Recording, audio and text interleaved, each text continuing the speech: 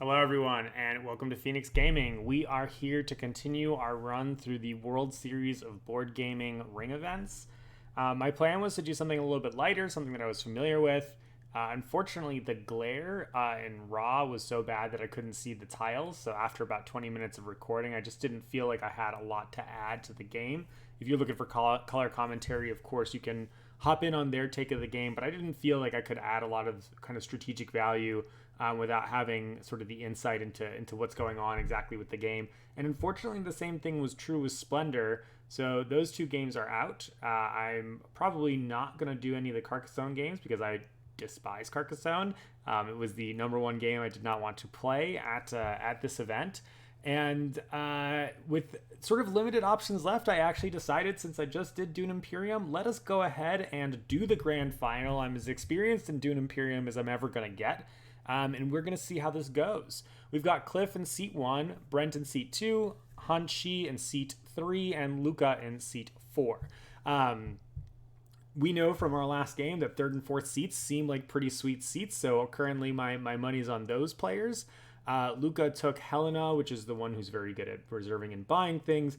Hanshi took Duke Leto Atreides, who can move up on tracks that other folks have moved up on. Brent took Baron Harkonnen, who was the big ringer in the final before, and Cliff grabbed one that's kind of new to us, the Duke Torvald, who gets essentially one track move when he goes onto the High Council in the game. So certainly he's going to be doing that at some point, and his ring gives him a spice.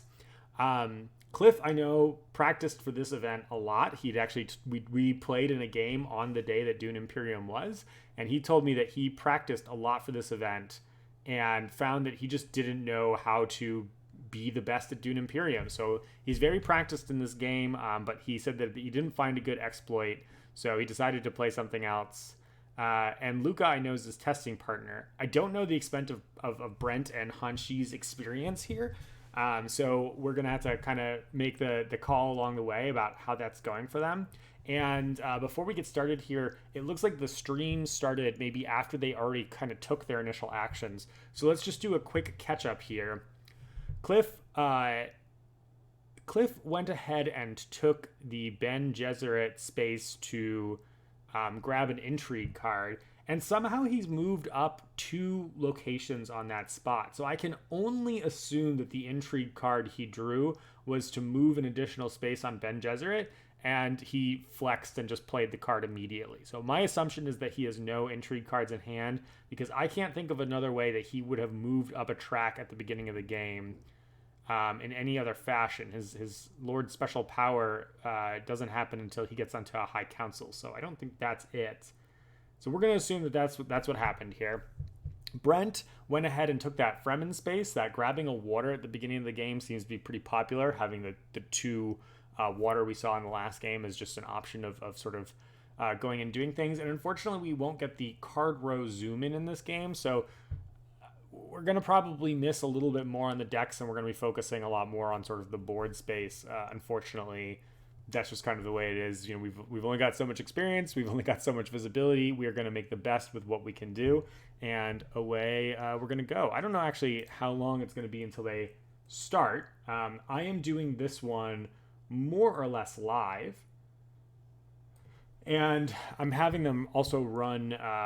I'm listening and watching on my other screen here, so I can try to follow along if they have any insider information in there, because they have folks in their ears, so I can play a game of telephone with you, and we'll see how that goes.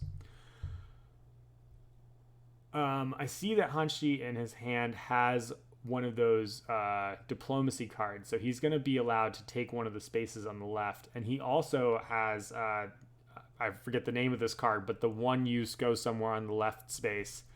So he goes ahead and uses that one, which makes sense, because if you pass with that card, it doesn't do anything, so you might as well get it out of the way. And he'll move up the Emperor track and grab that money. We know that money is really valuable. We saw that last game. Getting either the Swordmaster or the High Council, or both, in Gray's case, made a huge difference. So I love that. Luca's going to copy that as well, and he's got a lot fewer options about places where to go. He could go to the Fremen location and put some troops into the battle, That looks like that reward is maybe 1 track bump and 2 money, which seems okay, but maybe not terribly exciting. And maybe he wants to see sort of what other folks are going to do first, since he has the privilege of going last this turn. And maybe he doesn't want to fight Brent, who threw out the one lone warrior there to pick up some cash, which I think was a great play for Brent. Of course, you're going to do that. One of the advantages of going to those Fremen spaces is employing the troops that you have at the beginning of the game. So Luca instead grabs the fold space card, which just leaves his options open, right? It doesn't commit essentially to anything in any way. Of those cards that I see at the top there, I know that top left card is like an assassin-y drone thing that like wants to be trashed for money. That seems like a weird card. I also think that second card there is like a spy card that gets trashed when you use it, which is kind of goofy. And then I'm not entirely sure what the other 3 are. That one on the right looks like a Ben Gesserit card of some kind. Cliff goes ahead and grabs sort of this very popular sort of 2 spice spot that we saw grabbed at the beginning of the last game too, because you start with the 1 water. And I guess having that additional spice lets you do things like sell for a bunch of money.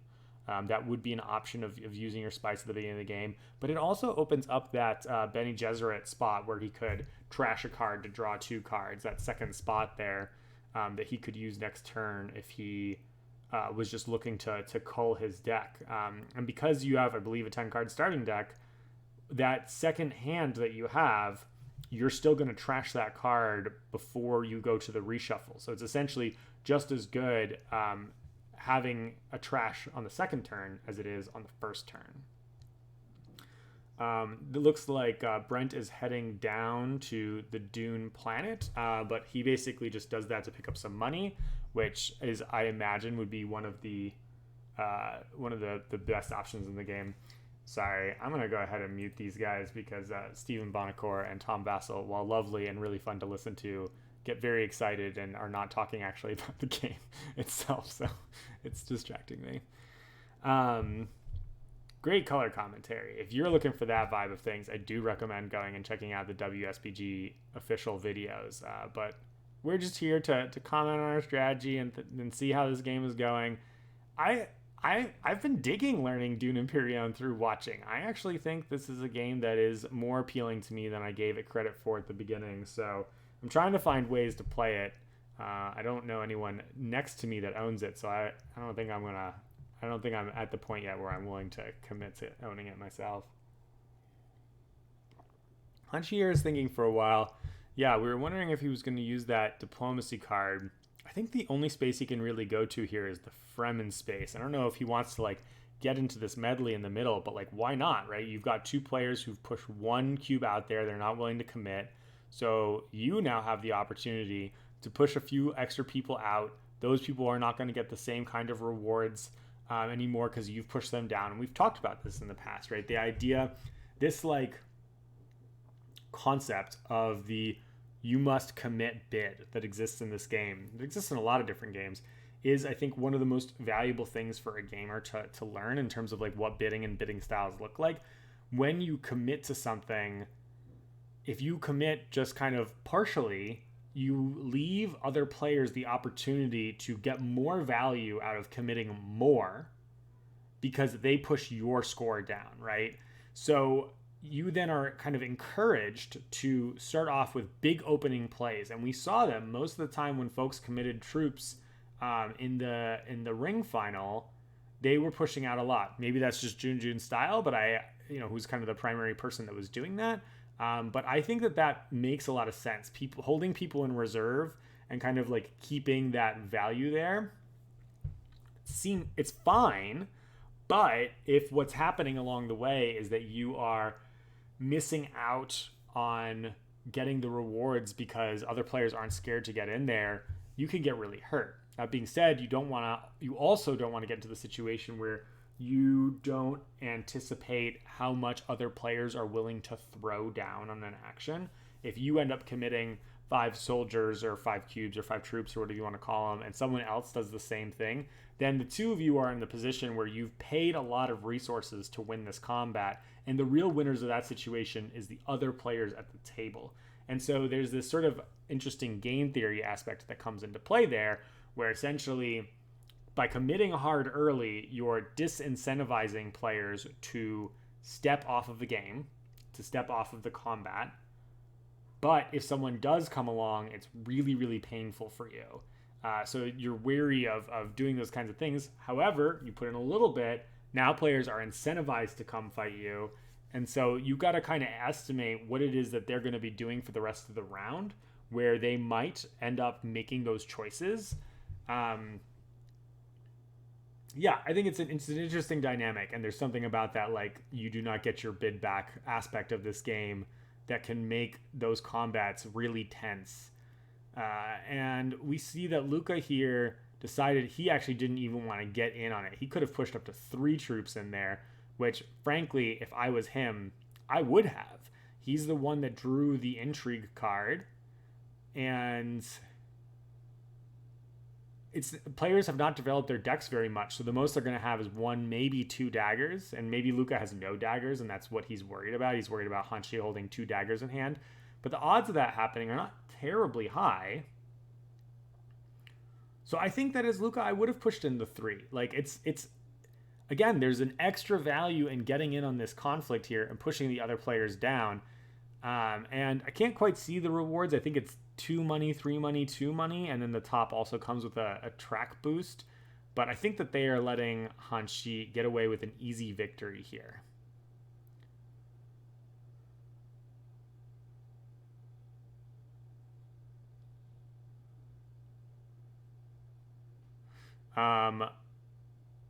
Did not quite see what Cliff bought there, but he definitely bought something. Oh, it looks like he might have purchased the spy drone thing.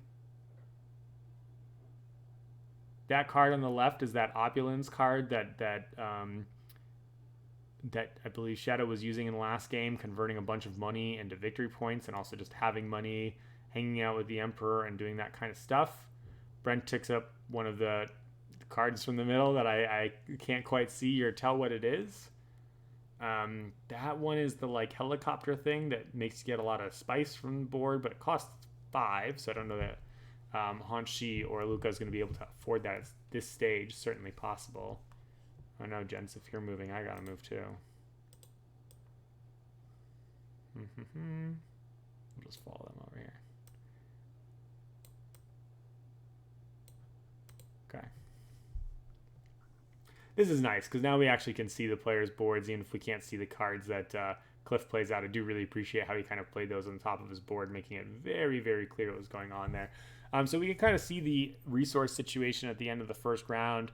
Luca, not with a ton of resources, but he's got an intrigue card and that fold space. Cliff has essentially a pile of spice, which give him a couple options. Brent's got a couple bucks and some water. And Hanshi, we can't quite see, but we know that he's got a couple bucks as well.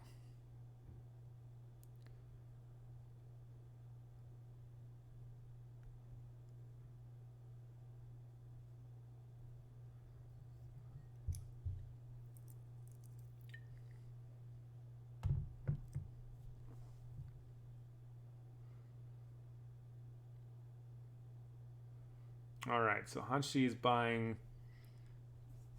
This is going to be a bummer for me because I don't know what those things are. I do know that that card that just flipped up is a pretty good card. He's pricey, but he gives you a lot of options. You can see just how busy the left side of that card is here, even in the low grainy footage. And I believe his action there is to just draw another card to replace him. So I do think that that card is quite good. That's nice for Luca if he's got the 5 money to buy him. I think it's 5, maybe 6, but he clearly doesn't. So instead, he buys that Bene Gesserit card. I think it's a Bene. Actually, now that I'm looking at it, it doesn't look like a Bene Gesserit card. It just looks like a card that makes some extra money, maybe, that he had reserved with Helena and his ring earlier in the round. Looks like that card, 4th from the left or 2nd from the right, is the Thopter that Gray used to great effect in his game, and that card all the way on the right, couldn't tell you. I do know, however, that in this next round, Brent and Hanshi going earlier if they can get a couple extra influence to buy either that opulence card or Thufir, is that his name? The guy in the middle, Thufir. That's going to be pretty nice for them. That'd be something I'd be considering if I was in their position.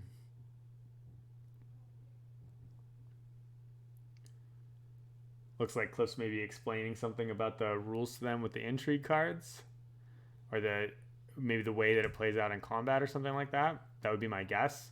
Now that they're there. And yeah, let's see. 1, 2, 3, 4. So Hanshi would have had 1 dagger up to 5. So had Luca pushed in those 3 military guys there, he would have gotten the top reward. I think that would have been really nice for him. And then, move up on a track. Maybe not the Spacing Guild track, because unless you're planning on using it several times in the game and you want to go all the way up to... Actually, yeah, I could do that. He could go up in the Spacing Guild track and plan to go all the way up to the 4th slot there to get the extra $3 at some point. It's pretty nice. Hanshi takes it to just take the point off the Fremen, which opens up that spot on Dune, the blue spot that lets him get a fighter and a water, which I think is a nice way to just unlock an action on the board, essentially, and in a lot of ways kind of like make obsolete those other Fremen actions and have a card that does have like that blue circle action just be a lot stronger. Let's see if we can... Oh, it is Thufir, I was right. This card on the right is like draw a card, but a lot of nonsense happens. Cards up there are pretty expensive this game. Something we saw last game is that those cheapo cards really stuck out there. None of the players wanted to buy them, and it sort of really limited the card market in that way. This game looks like it's got more of an abundance of options to use that persuasion with. And so my assumption is that that's going to benefit players who are headed more towards that high council strategy of getting extra money to do things with. We see that the round 2 conflict here, no victory points yet. That looks like an upgrade, and is that 2 intrigue cards? That's actually pretty nice to have, I think, at this stage in the game. 2 intrigue cards is 2 actions. And yeah, that's actually the making your game plan around what those cards look like, right? Like what they cost things, or if they give you extra moves of the tracks, or they're military, so you can sneak in on a really important military combat later. I definitely think that grabbing those earlier is nice. So this is the kind of conflict that you want to win. But because everyone was so conservative in the first one, I mean, just anybody can end up pushing troops into this one. So we're back to that sort of situation where there's this like stare down scenario with the players. Results of the last one, it looks like Hanshi, of course, has some extra money, and Brent has a pile of money now, I think, having had second place in that last conflict, and Cliff picked up a couple bucks. I'm just going to like harp on this point that I think Luca should have put in his 3 troops, but I can see why he was maybe nervous about doing that. All right, Brent's going to lead with the left side of the board action. He goes ahead and chooses... Sure, he can afford to pay the water, so he's going to build and then push out troops. And then this is what I was talking about before, of like, he's the very first player. He's got to decide how many to go. And Brent goes hard. He takes that same experience that Junjun was using and says, you want to come in for this? You're going to have to fight for it. That is intimidating to other players. They don't have as many options to push cubes out there. It's unlikely that anyone's going to rock the highliners this turn. And so the interesting thing is that, the most you can push out is the number of cubes you get +2. And so other folks, I think, are not terribly incentivized to push out 1 + 2 cubes. I really like the push out of 4. Maybe it's a little bit of an over expense, but I think that is, if you're going to go military, I think that is what indeed I would be doing at this point in time. Oh, look at them. That's so nice for the cloak and dagger. Now, as your other players that are here, I would totally, at this point, throw out a cube, depending on the actions that I've taken or where it is in the round, to sort of try and sneak one of those second or third place slots and grab an intrigue card. That's certainly well worth it. You're hoping that one of the other players at the table is essentially not incentivized to do something like that. Brent, who has the most pile of cash here, I think no one else has $5. I would really love to see him take High Council as his second action here. That would be, I think, a really, really nice way to start the game. It depends on what else he has in his hand, but then he could have whatever persuasion he has in the hand plus 2 for the High Council there, and he gets to buy one of those relatively sweet cards on the board in this game. Helena's ring has been used, so they're not going to get taken. So Brent's going to get first grab of what's there. Like, he should have a pretty good sense of what's happening, unless someone passes early, which I think is generally a really bad idea, unless there's just totally an insane and amazing card out there. Which I've heard the only person that's worth doing for is the Lady Jessica card. That's what I've been told.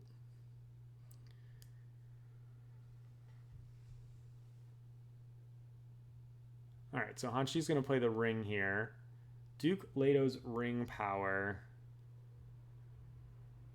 What does Duke Leto's ring power do? Let me look it up really fast. Sure, he grabs the 2 spice. We already know how much I like that spot. Not putting any resources to take 2 spice is just a really nice, efficient way to take an action. All right, so he can spend one of those spice to gain the influence. That's Duke Leto's ability. So he needs that spice to make things work, which is very, very awesome. Very nice for him that Brent was not so motivated to take that spot. And yeah, that's great. He needs that spice. And he moves up, spacing track. Sure, I assume that is sort of saying that at some point this game he's going to highliners and essentially move that second spot there. So maybe we won't see him fold space at all. That would be my guess. Luca pushes one guy out there, which I think certainly makes sense, as I've said. Picking up a water here. I'm not sure what the second water does him. I guess maybe it's for the card drawing. But Luca, I think I would certainly be interested in kind of like pushing the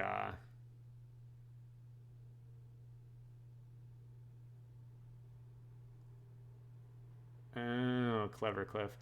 I would certainly be interested in pushing the money thing, right? Because Luca doesn't have much of an infrastructure at this point in time. Didn't get any money last round. And Cliff goes ahead and takes that Bene Gesserit spot to blow up the spy card that I mentioned before, which should get him $4. So now he has enough money to hop on the High Council, which is really, really wonderful for him. And he's just charging right up that Bene Gesserit track.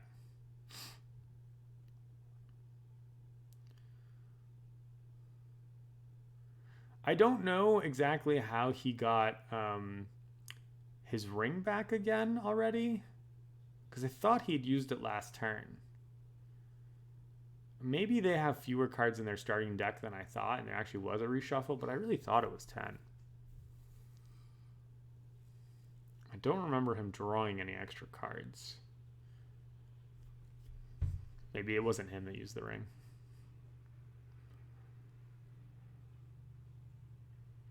Cool. So like I said, I think Brent's action here, to me, is go to the High Council. I can't see his hand, but that would be what I'd be looking at, making use of that money.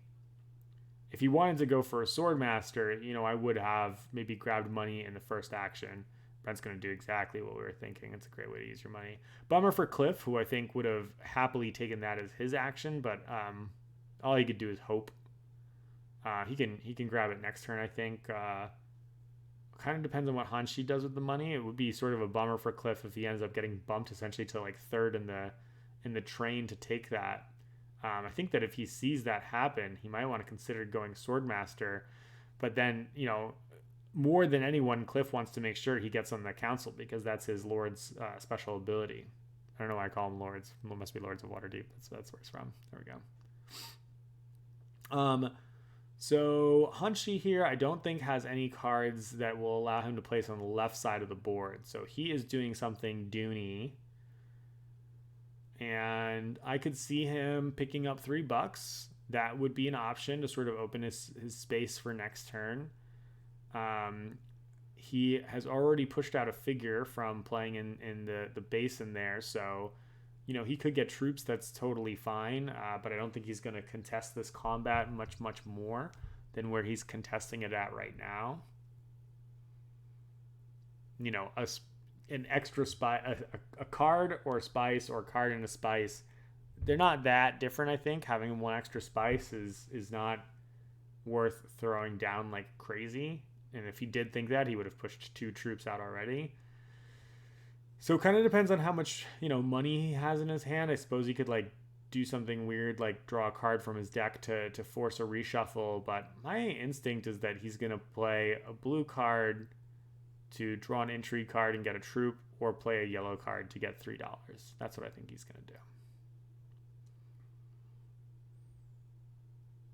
Money-wise, depending, he actually might go up top to get an extra persuasion, because there's so many cards that want that extra persuasion, and he's a second purchase there. Instead, what he's going to do is go ahead and take the Mentat, spend $2, and again, I clearly don't remember how many cards there are in a deck, but I would think that this forces a reshuffle. Okay, great. He's picking up his cards and shuffling them. I know something of what I'm talking about. Haha.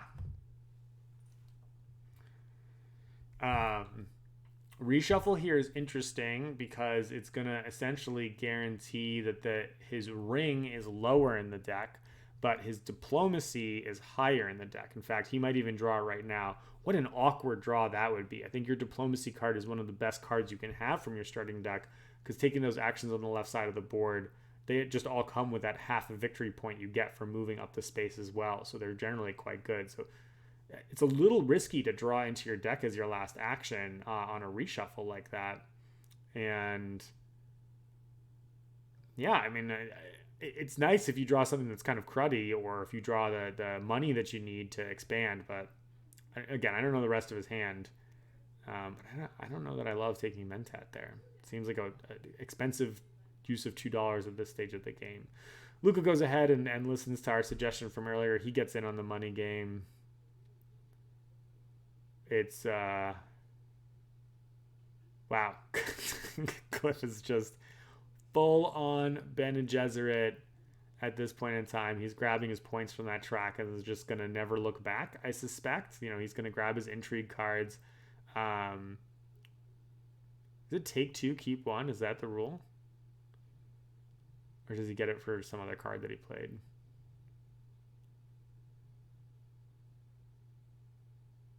Or does it draw 2? I think it's just 1.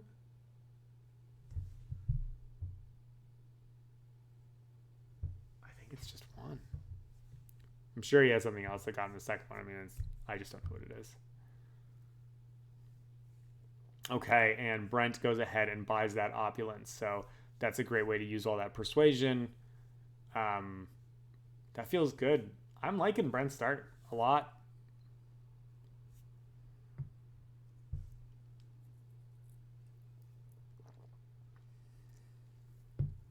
I do think it's interesting that Hanshi opened up that blue space on the board that you could take from the Fremen Alliance, and then ended up not taking it. I mean, I guess there's no reason to rush it. Like, he's got to do what he's got to do.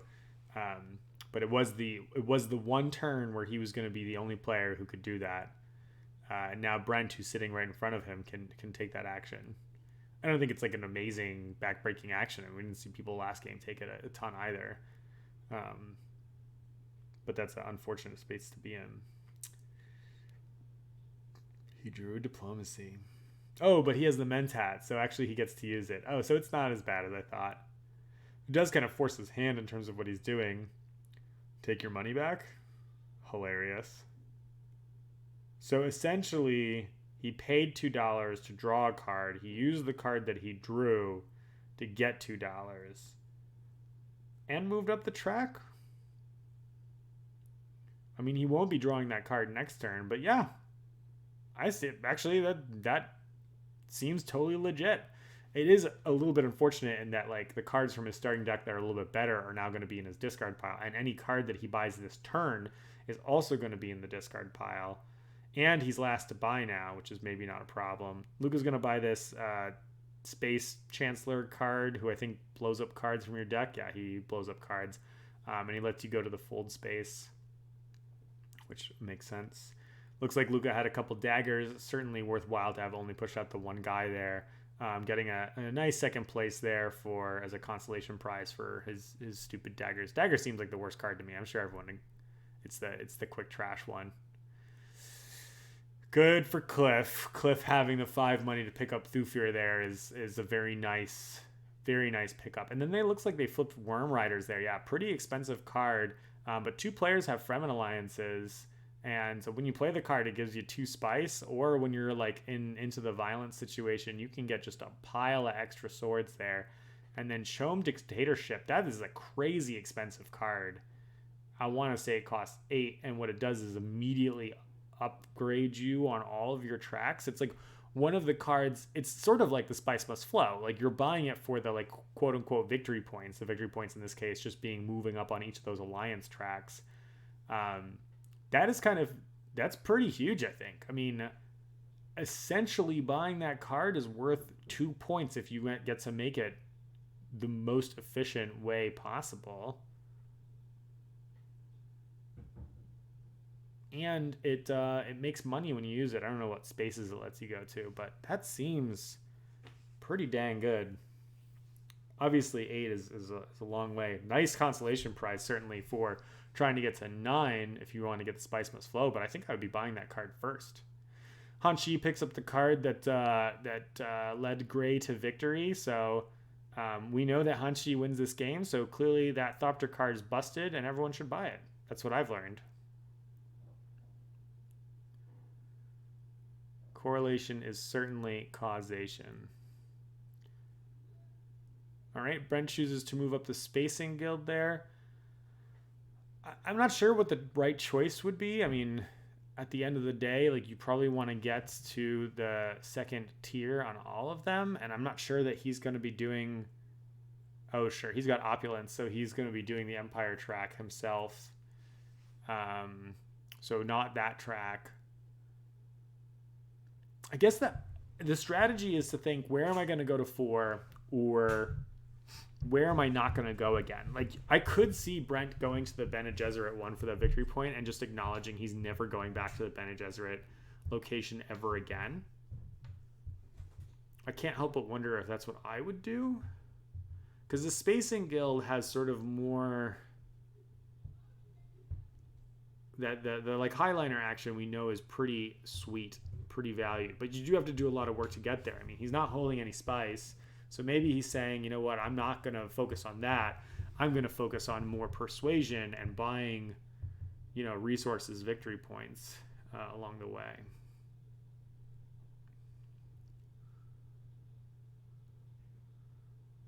Yep, stacking up the places that are good there, and folks are going to go ahead and draw their intrigue cards. Get their rewards. We're going to clean up for the round. How do I feel like things are going right now? I'm liking Brent's position the most. He's got that infrastructure. Both Cliff and Hanshi have just a pile of money. I can't quite see if Hanshi has got more than 4 or if it is 4. I think that if Hanshi doesn't have enough money to buy a council seat, then Cliff just wants to make sure he gets this on his next turn, I'd assume. There's still great stuff to buy out there. And that extra 2 persuasion can go a long way. This next round's battle is the money one, which is kind of interesting to have in the 3rd round. So you'd have a bunch of money going into the 4th round. 4th round is not, I think, late enough to buy the Swordsman, but it's getting pretty close. To when you don't want to be doing that anymore, I think. That being said, you know, I saw in the last game someone buy it on round 7 or whatever, so what do I know? It just seems like generally in any of these kinds of games, you are trying to build out that infrastructure early and then pivot to getting points. I think one of the things I actually quite dig about score 9 points in a game is that a point at the beginning of the game is just, it's so impactful. Whereas in a lot of Euro games, buying a point at the beginning of the game is usually a mistake. You don't want to be converting into those things. I really enjoy games that ask you to care about your victory conditions from the beginning. That balance of developing your position and making sure you're not just giving away free points is really cool. There's a Yue Rosenberg game, Gates of Loyang, and one of my favorite mechanisms in that game is that advancing once is really easy, and you basically need to plan to advance once every turn. It's the advancing extra times that's hard, and I enjoy the fact that you always need to sort of like be maintaining something. You can skip it if you want to. It's just you're giving up a fair amount of value, and it's really got to pay dividends if you're gonna go ahead and skip that. Looks like we're taking a restroom break here. That's cool, gentlemen.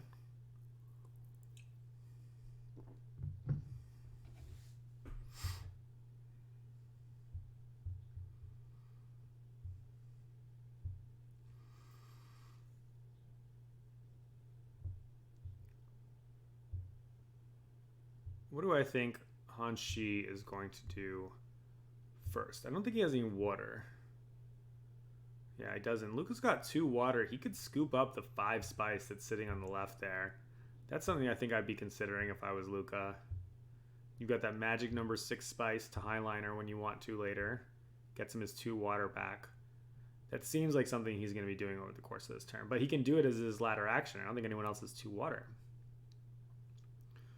Brent similarly might spend his 1 water to get the 3 spice. Brent, I think, is sitting on just like nothing for resources. Yeah, nothing for resources. So he's he set up his whole game plan, right? Where he went ahead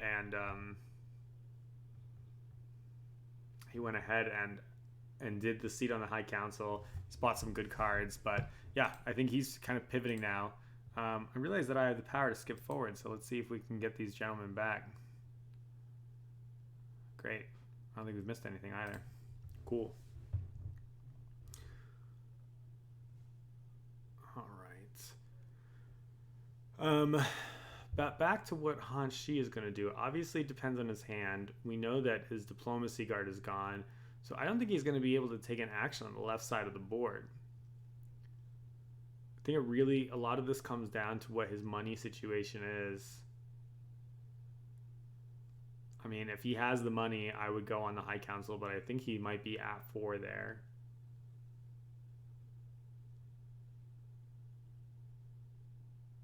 It's a little awkward. I actually think that what Hanshi's maybe doing right now is kind of going to do those like medium, those blue actions, those blue circle actions.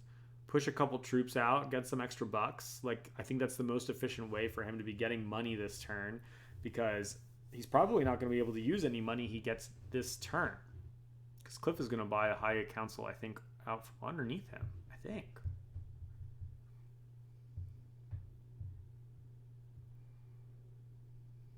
I don't think there's anything else that's very, very important for Cliff to be doing aside from acquiring resources. You know, he doesn't have any water. He's very limited on spice.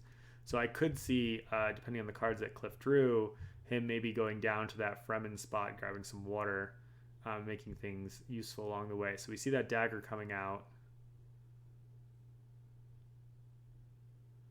Okay, so he did have 5. Bummer for Cliff. But I think the right call. I mean, there's not a whole lot else that Hanshi wants to do, and getting pushed to the end there kind of is rough for him.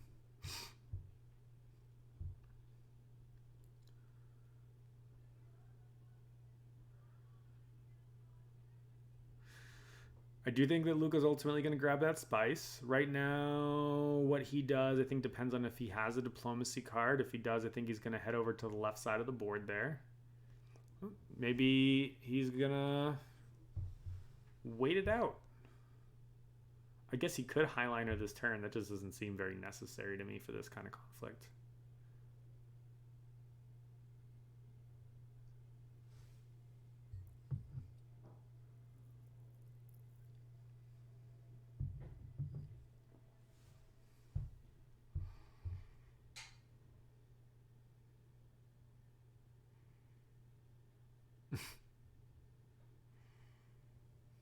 Cliff, quick on the draw. He knew exactly what he was doing. I mean, I guess he had a while to think about it.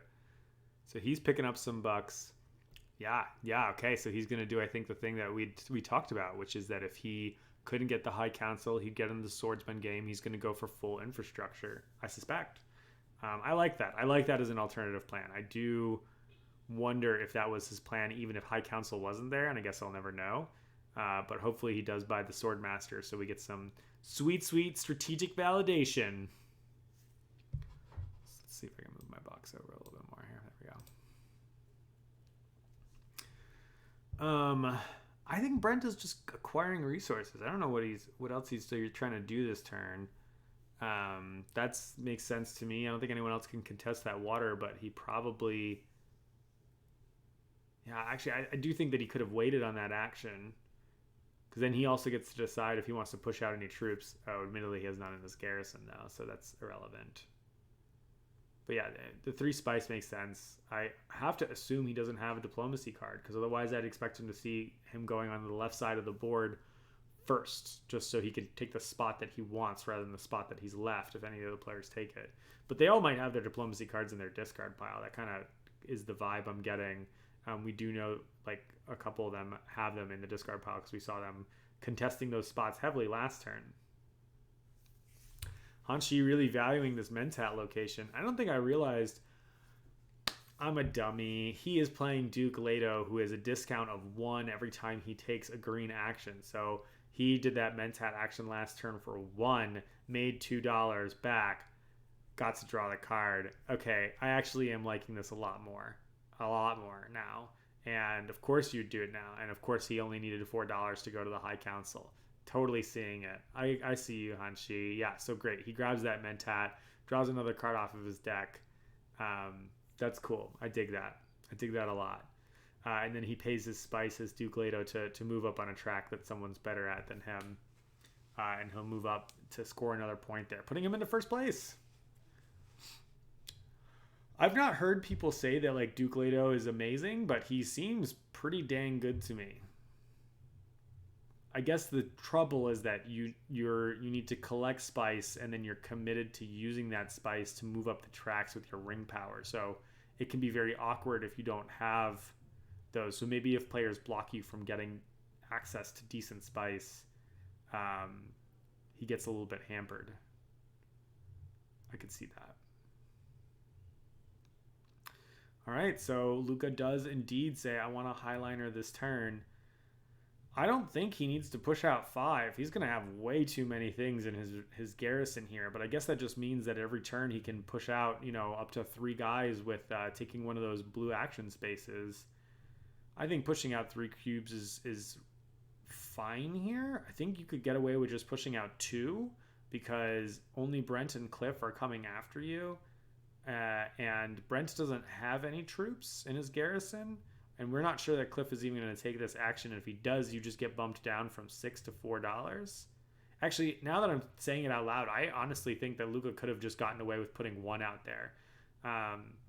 Yeah, maybe Cliff comes in and bumps you down and you get $4 instead of $6. Maybe he really wants to get $6 so that he can have 9. If that's the case, I expect him to be sword mastering at the beginning of the turn next turn. That's certainly a possibility. But if he's just there to collect the money, if he gets $4 and then he goes on the High Council deck next turn, like, is that even that bad? I don't think so. Yay! Cliff thinks I'm smart. Hooray! He takes that swordsman action. So he's going to get another action to end the round. But then, he's going to be in the situation where he's only got 2 cards that he's passing with every time. Harder for him to buy things. He doesn't have the High Council, so his board development's going to be a little bit weaker. And Brent, he's just collecting resources. Like we said, I do think that he should have taken that Emperor action first, just in case anyone took it. Now that we know that he has the ability to do so. Looks like that's maybe an Imperial Spy. I think that gets maybe trashed to do something cool. So we'll see if he's thinking about something else. So I think we're going to see that card go away in a moment. And we can maybe reverse engineer what it does.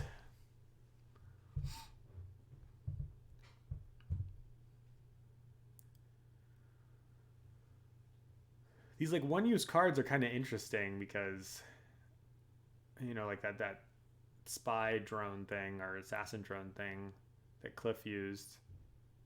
It gave a surge, right, of resources at the time, but also you're spending your purchase actions to do it, and now your deck is just sort of back to base level essentially. Generally, the ideal time to buy one-off abilities, I think, is kind of in the mid game, cash in on them.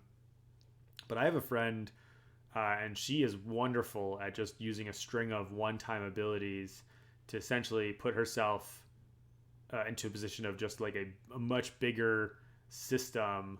Not in this game in particular. I'm just talking about gaming in general. To put herself into a system where she is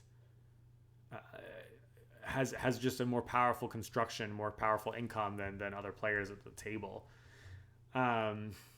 Looks like the Imperial Spy draws an intrigue card, which I think seems fine.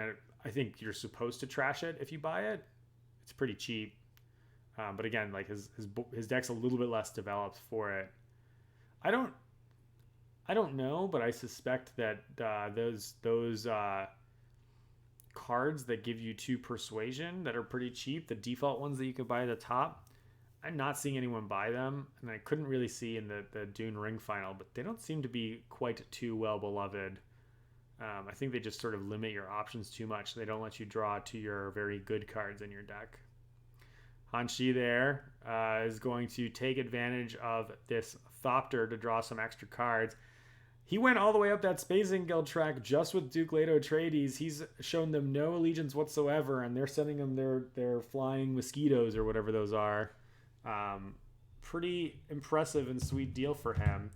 I think that grabbing that spice spot there, was there an extra spice on it? I don't think there was. That just seems like he probably didn't have too many options about what actions were left. Maybe didn't want to use a card that had a blue on it. And of course, the Thopter itself only has so many options. Can it take a fold space? Does it go to spacing? No, I think maybe it just goes out onto the desert. So he had very limited options. Yeah, okay. I don't think he even has enough spice to sell them for money, yeah. Yeah, so it was just the only thing that thing could do. But he draws 2 cards, which gives him more purchasing power. And that plus the High Council is potentially quite powerful.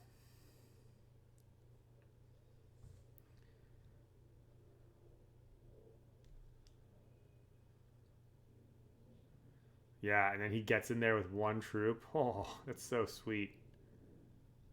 Could be 4 I guess Cliff could get in here. Cliff should get in here. But yeah, 1 troop for $2. Heck yeah. That makes the Thopter play actually a lot more exciting.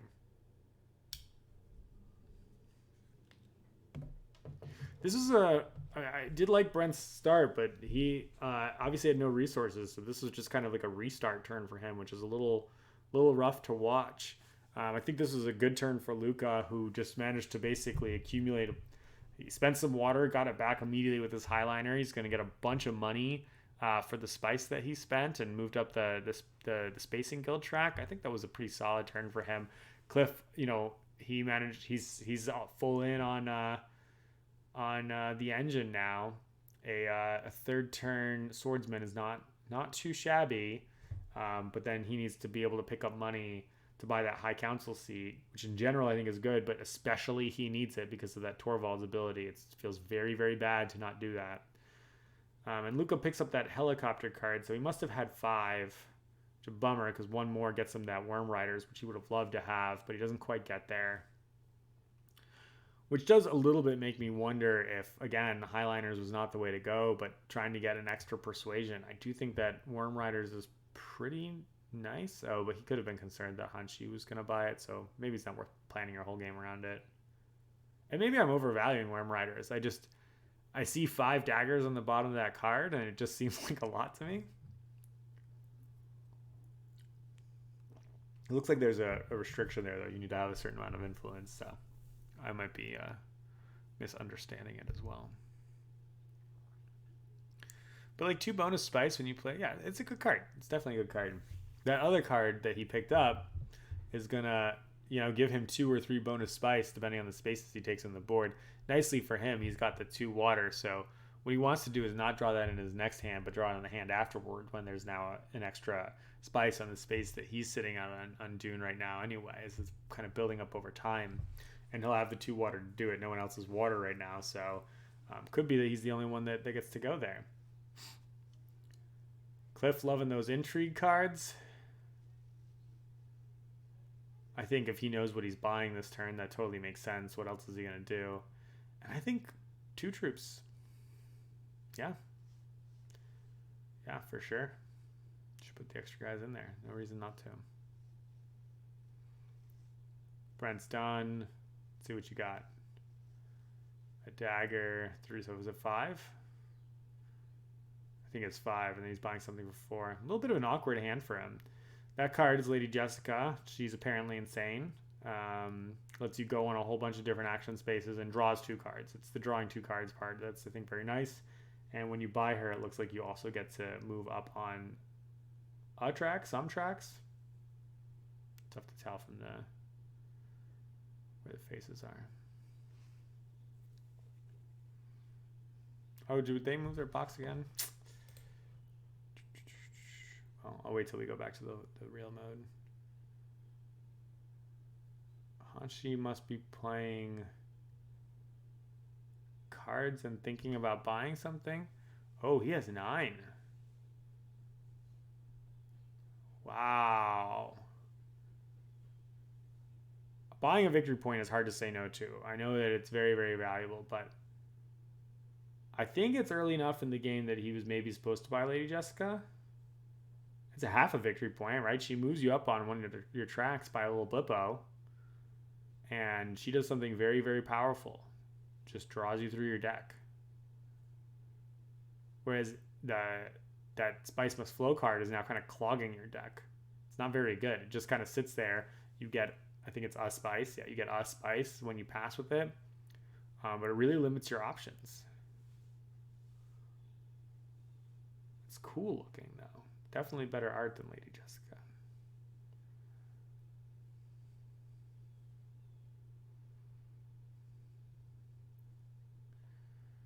Cliff's passing. What are you thinking about, Cliff?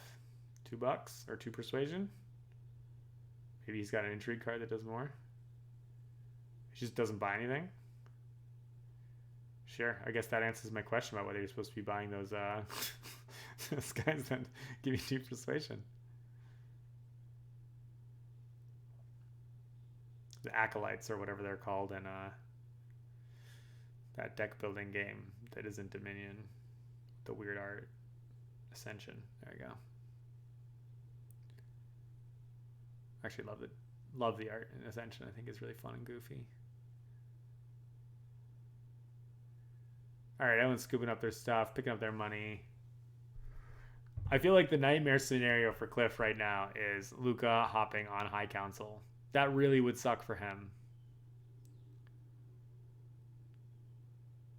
Hanshi's just a bunch of points ahead. I mean, he was ahead a little bit already because he's got 1, 2, yeah, he's got 3 from his alliances. That put him to 4 points. Then he bought that Spice Must Flow. It was very clear. And the conflicts have not had points on them. So I assume that means that a lot of them are coming. Mentat and just kind of a handful of smattering of resources. Yeah, we've not had victory points coming from conflict cards this game, which is just really interesting. I assume that means that the scores are mildly depressed, honestly, that this is almost certainly going to be an 8-turn game. Maybe a 9-turn game. I hear that's not so common. That Mentat being there is a little bit of a bummer for Hanshi, who's really kind of respected the Duke Leto discount power to pick up the Mentat with no one contesting him. And the nice thing about that, too, is that he gets to play his dagger cards, which suck. So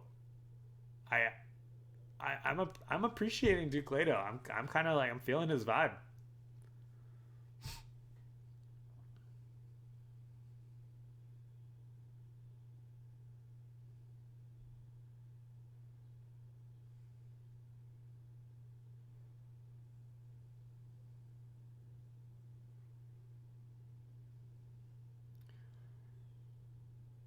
Yeah, I can think about how bad it is for Cliff if Luca takes High Council, but it's hard for me to say whether Luca should be taking Swordmaster or High Council himself. I guess it kind of depends on what he's thinking his rest of his game plan is.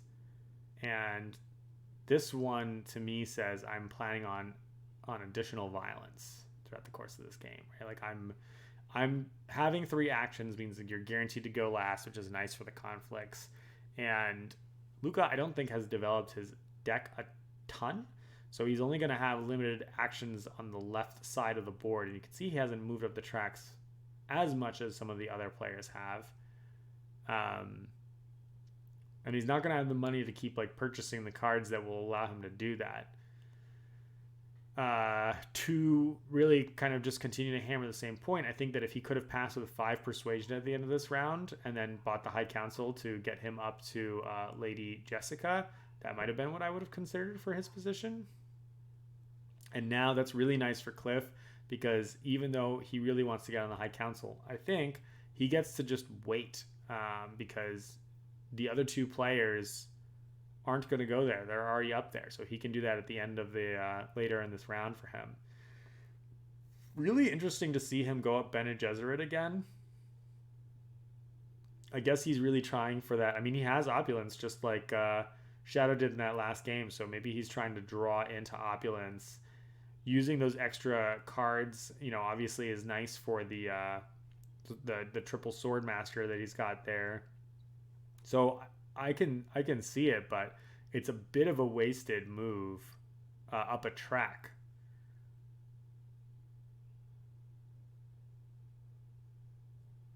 And maybe that's fine. Like it's so nice to develop your deck, I suppose. But I can't help but wonder if like going and getting some water with the Fremen or some money from the Emperor. I guess you don't need to get money from the Emperor because you're holding Opulence. So you're going to get stuff from the Emperor anyway. Yeah, that's kind of where I'd want to be, I think. All right, Brent's going to push a guy out. I would probably push him out into this conflict here. It's a good chance he'll get at least $2. It's worth a guy, I would say. It's not like the other players have a lot of folks in reserve. He can pay some water and spice to draw a pile of cards, it looks like.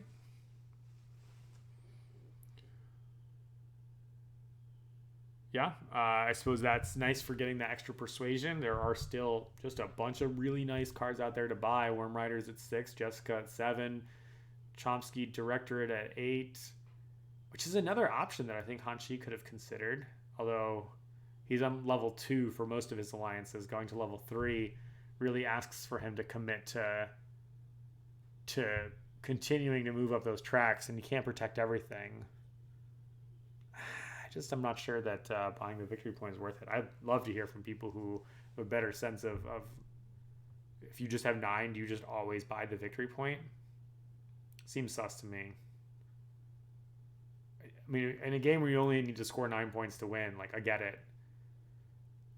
And it still seems maybe early enough. That's tough to say.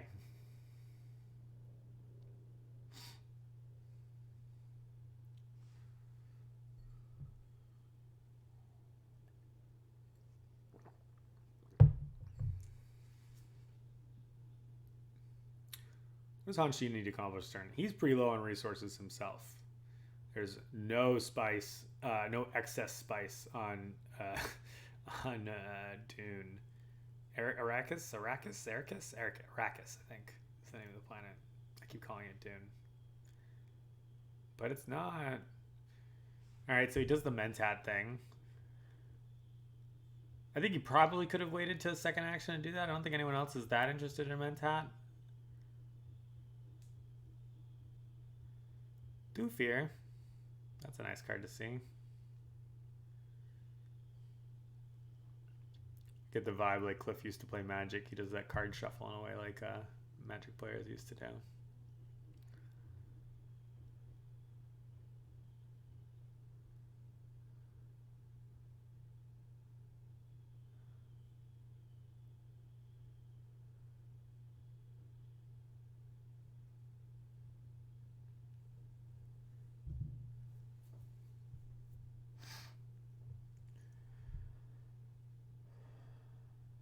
So,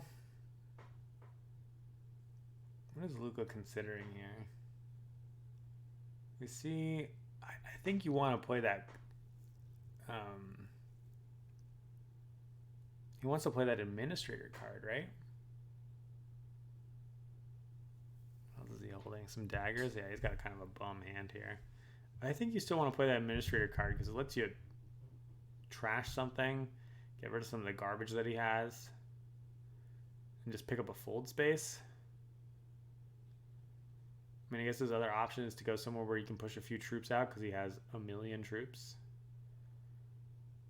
So sure, he's going to play this, let him go to a blue space and push out a couple troops. I don't know. I like scoring points. I like scoring points a lot.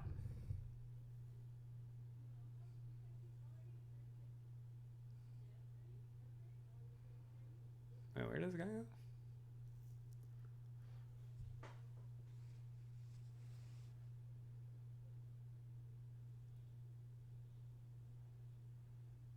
Did he block that spot somehow? Is that what that card does? Is that a card called the Voice or something like that? It's called the Voice, and it's got a bunch of text on it. The Voice, Dune Imperium. Let's see what this looks like. Choose any board space. Opponent can't send their agents there this round. Rude! So rude. Poor Cliff. I wonder if this round means like the whole round of the turn. If that's the case, that really sucks for Cliff. If it's just this one round, like until it comes back to Luca's next action, then that hardly matters because he can just do it with his third action. So we'll, I guess, see what that looks like. Oof, that was brutal. Pretty nasty. So Luca takes a space where he gets a water and pushes some troops out. I actually quite like that. I still, it's tough to say no to the administrator. Moving up that spacing guild track, trying to be the first one to get up there and claim that extra point when there are a couple other players that are there and the $3. It's tough to say no to. Money doesn't do quite so much anymore for Luca at this point in time, but, you know, whatever.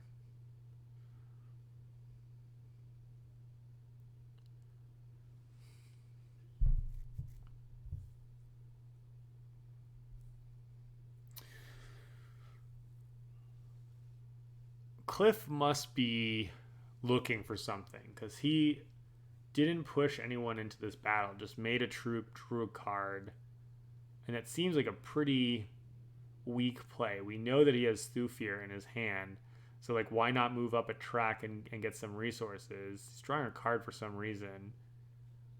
Maybe Thufir's bottom has a reward that I'm not thinking about.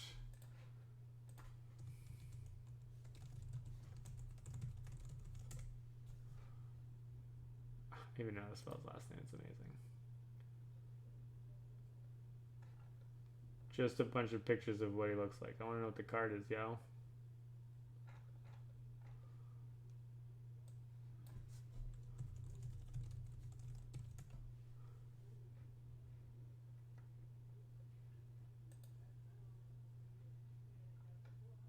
Alright, I can't find him. A cursory glance is unsuccessful. We'll give up. All right, is Brent thinking? Is that what's happening here? Let's get realigned.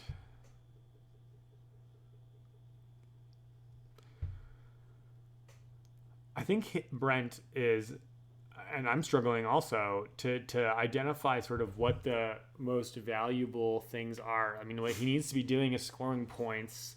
What folks are struggling to do, I think, in this game compared to the last game a bit is taking actions that allow them to place on the left side of the board, because advancing on those tracks is just always valuable in some fashion.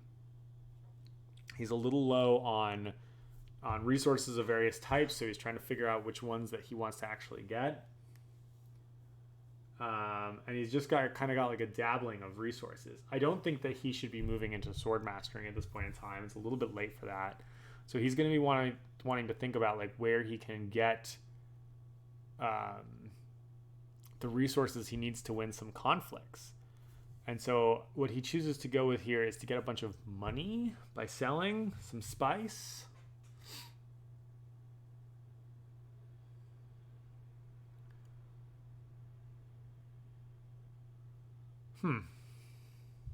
Not sure how I feel about that. Money in this game seems a little weird. It seems like it's like very important early, and then it seems like it just kind of drops off in terms of how effective or interesting it is.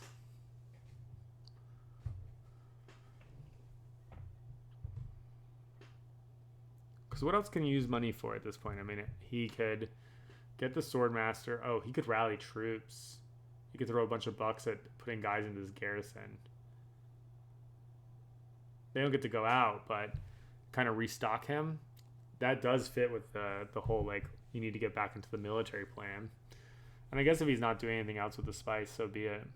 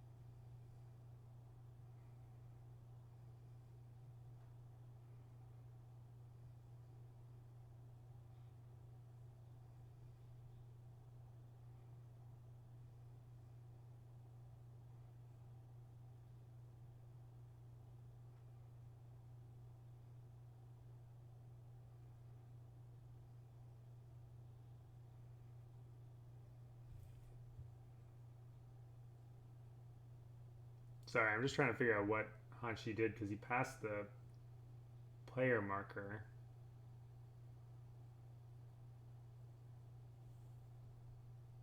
I thought.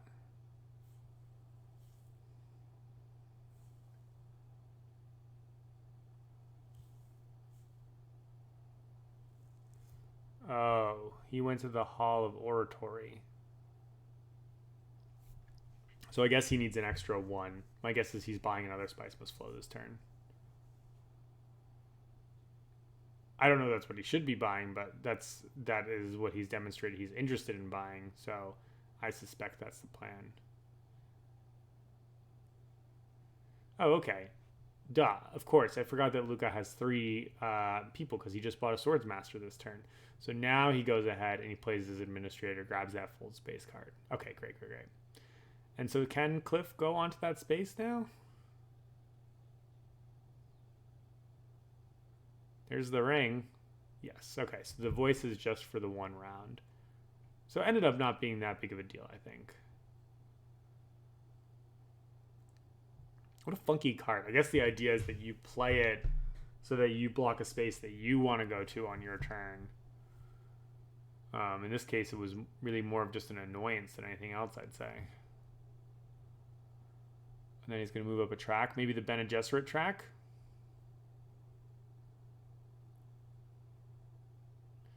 Yeah, see, Cliff hasn't really moved up anywhere else.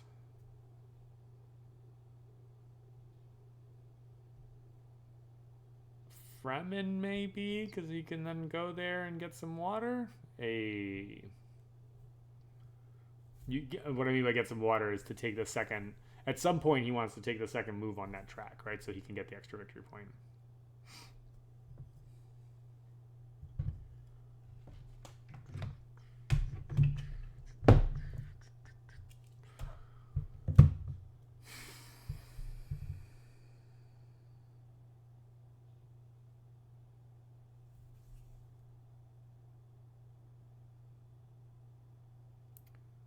So there's $6 for Opulence. He's straight up buying a point, and he's got 8 for the Trome Directorship.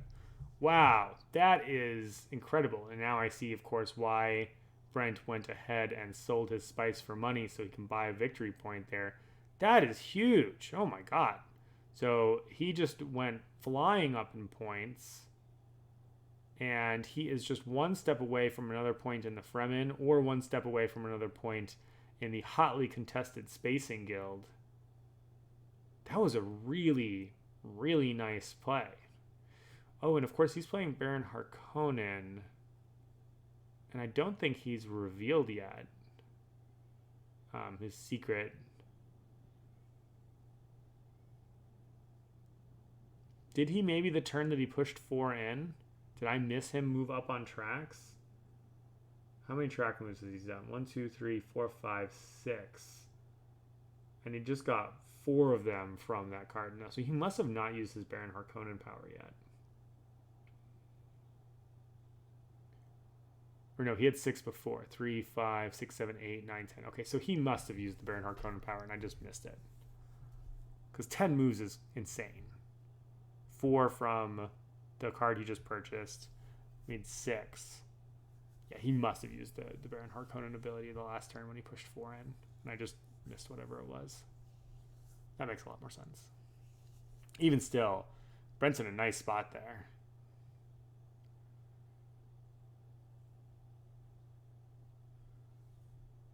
Hanshi seems a little bit unsure of what to do. I mean, I think an action where he gets to push a troop out and grab an intrigue card and a couple of bucks seems really, really valid here. This is one of the nice things about going last, is that he sees that there's just no contention out there. So my inclination is something violent seems good, and a lot of the action spaces that are left are something violent. He doesn't have the water to get extra cards, and it's kind of a weird time of turn to do that. He could take one of those Fremen spaces, which I think it's interesting in that it lets him contest with Brent to get that like 4th Fremen space for the extra victory point.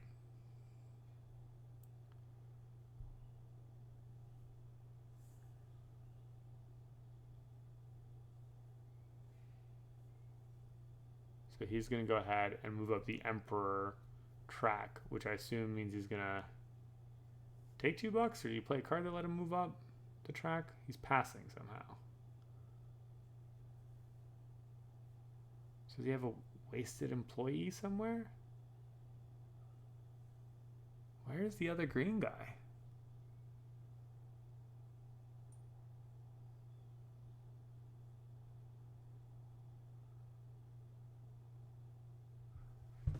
I guess he just bought Jessica.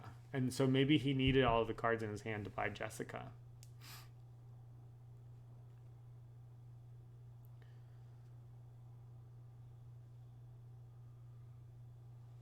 That's my guess. Luca, it didn't seem like... I mean, maybe he just ended up buying some card there, but I didn't quite catch what it was. Doesn't look like he maybe had a ton left. I mean, he spent 3 of his cards on his Swords Masters, and I know he didn't draw any extra cards this turn. So probably limited options there. And looks like Cliff has kind of an awkward buy as well, because that's clearly not 9. Looks like it must be. It's at least 3, 4, 5. It's at least 7.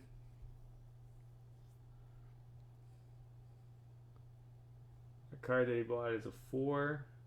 I don't know exactly what it does.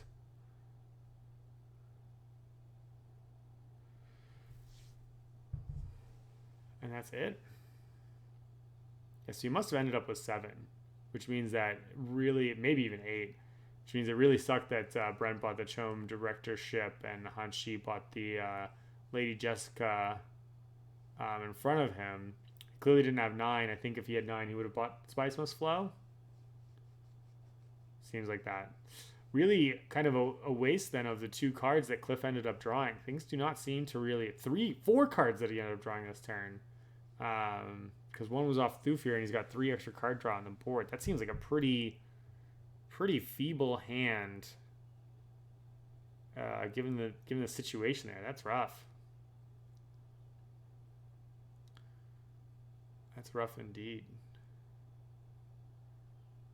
Luca, in theory, overcommits here, but I think that, like I said at the time, 3 was the right number to push in, and no one else just ended up taking those action spaces. I do think that Cliff missed the opportunity when he took that space up there to push a guy out, just claim a free card or something like that.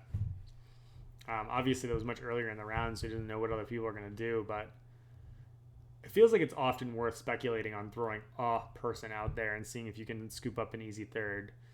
And here we see the victory point. Brent certainly feels like he's in a very nice position now. Hanshi obviously has a bunch of points. Picking up Lady Jessica is very, very good for him. Cliff has the most infrastructure of anyone in play, as he's the only one that has the Swordmaster and the High Council. But he's just kind of got that gap in points. And Luca is certainly the seat that I'm most worried about.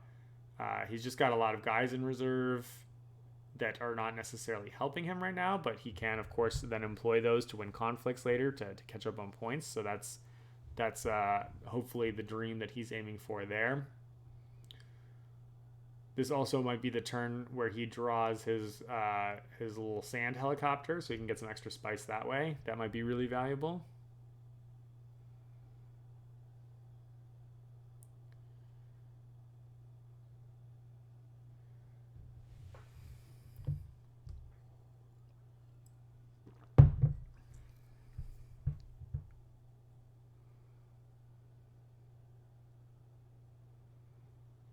Cliff's going to lead. We're going in around 5. Brent needs 4 more points. He could get one of them by moving up one of those tracks, presumably the Fremen one to not have to contest. But if he goes up the Spacing Guild, it might be that it's a little bit harder for Luca to overtake him. Granted, that being said, we know that Luca has a Spacing Guild administrator, so he might be tempted to fight it, essentially. And so Brent's got to figure out the way where he's going to figure out the rest of his points. And I think the answer is going to be through conflict. Like he needs to build up to get there, though. Because he doesn't have the resources right now. He can, of course, buy some with opulence if he gets money. So yeah, he's probably going to have another turn of just sort of building up resources right now. He doesn't have money, doesn't have the spice, doesn't have the troops. But he does have the most points, and he has opulence, which is a way that allows him to get extra points. Cliff looks so disappointed right now. So he is leading by grabbing up some easy cheap spice, like I think probably the 2 spice there, yeah. And then push 2 guys out. Yeah, great, why not? I don't know that those guys are intended to win this combat, but they'll scoop something.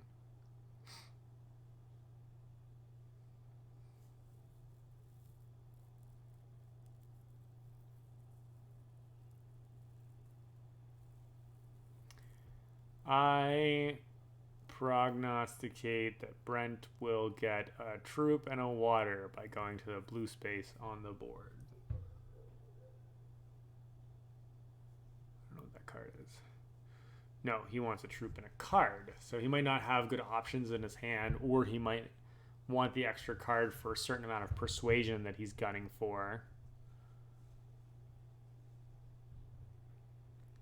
At this stage, pushing out the one guy, I think is not as valuable because Brent really doesn't have any troops in reserve. He knows that he's going to be underdog there. He very rightly, I think, suspects that either Hanshi or Luca are going to press this fight to try to win a victory point as well. So using that one guy to maybe get a spice is not as great in this moment. Normally I love shoving out one guy, but I think that he's just clearly the underdog here. It's better for him to save it for something big in the future.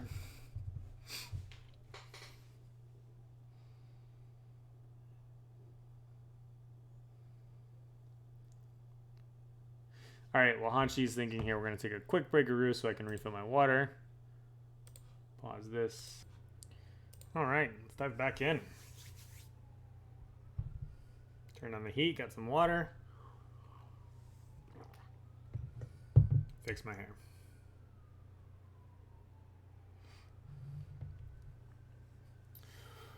All right, let's remind ourselves where we're at. We're on Hanshi's turn. I believe it is the 5th turn. I think that Cliff went first this round. Grabbed himself some spice. Yeah, and we have a victory point up for contest here.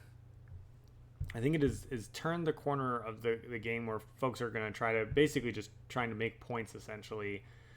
In terms of the tracks on the left, Brent has 1, maybe 2 points available to him. Hanshi has 1, 2 points available to him. Cliff has 1 point available to him. And Luca has 1, maybe 2 points available to him. So not there's no kind of like secret uh so close on the tracks thing that anyone looks like they're in great position there. Kind of going to be come down to like who has the movements for those couple of points, and then conflicts, I think. Also having that 9 influence to buy the spice must flow. Luca is just, I think, not going to get there because of his lack of high council. So being in last place and not having that, I don't want to say he's out, but I think he's the clear back runner at this point in time. The thing that he has going for him is he does have those extra troops available waiting to do some shenanigans. So I think he's hoping that the game goes a little bit longer so that he can get those bigger victory point ones that sometimes show up later in the game. Hanshi's going to go ahead and grab one of those aforementioned victory points to tie him up with Brent and get $2. That's something that he has to do at some point, so why not now? If he's not going to spend the spice on the top treachery thing, he's got to do that at some point in time, and he can't use Duke Leto to do that for him. He can use Duke Leto on the Bene Gesserit track to get him a point, so he's more or less locked in the places where he's going to be getting the points. He's got several ways that he could do that.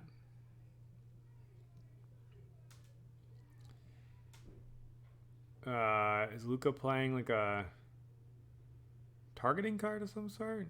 No, maybe just drawing a card.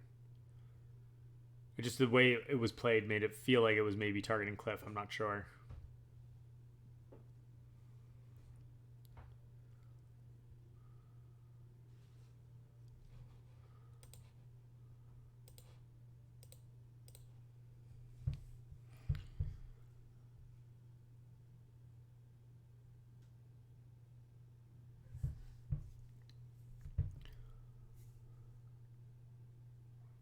Wait, so did Luca... I guess that card he played meant that he didn't have to take an action.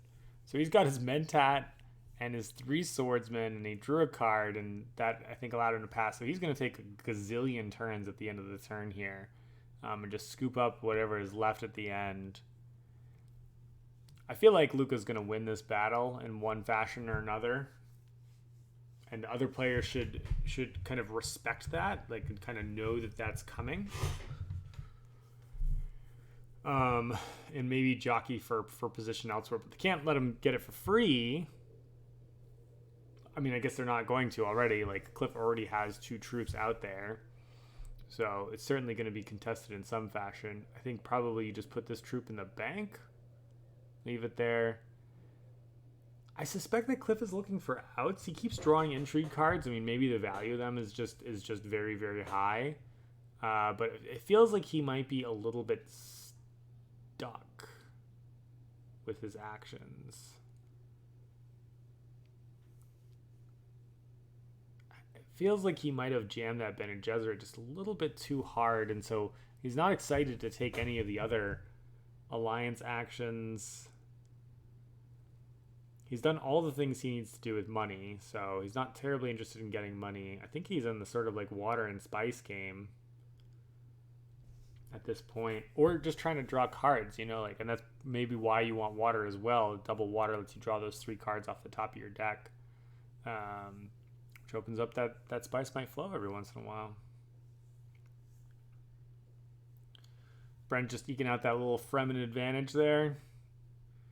And looks like he decides not to commit to this conflict, which I think makes sense. He 2nd or 3rd place here is a spice situation, and it's probably not worth it throwing his troops out there. So leaving 2 in reserve so he can contest something. He wants to sort of ensure that he wins one of these battles. If I was Brent, I think that I would be thinking about how I can get a Highliner turn active. That being said, he's going to be kind of last in the pecking order on turns 7 and 8. So I wonder if it would have been possible for him to try to get 6 spice this go around. Probably not. There just isn't enough to go around for him to sort of lead out with that next turn. So Yeah, I mean, if I'm Brent, I guess I'm thinking about like what are ways that I can manipulate it so that I can buy some spice must flow in the next turns. It kind of depends on what your drawing situation looks like, but I think he wants the money.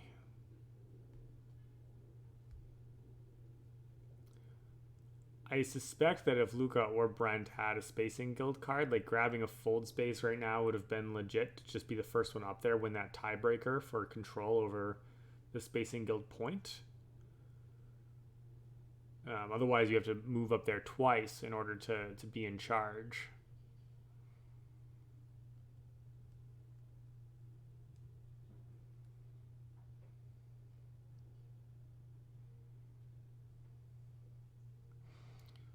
Hanshi, I think, needs to just start getting some resources. He wants to do the turn 7, have a pile of spice so he can highliner at the beginning of the turn. So he's going to start scooping some water.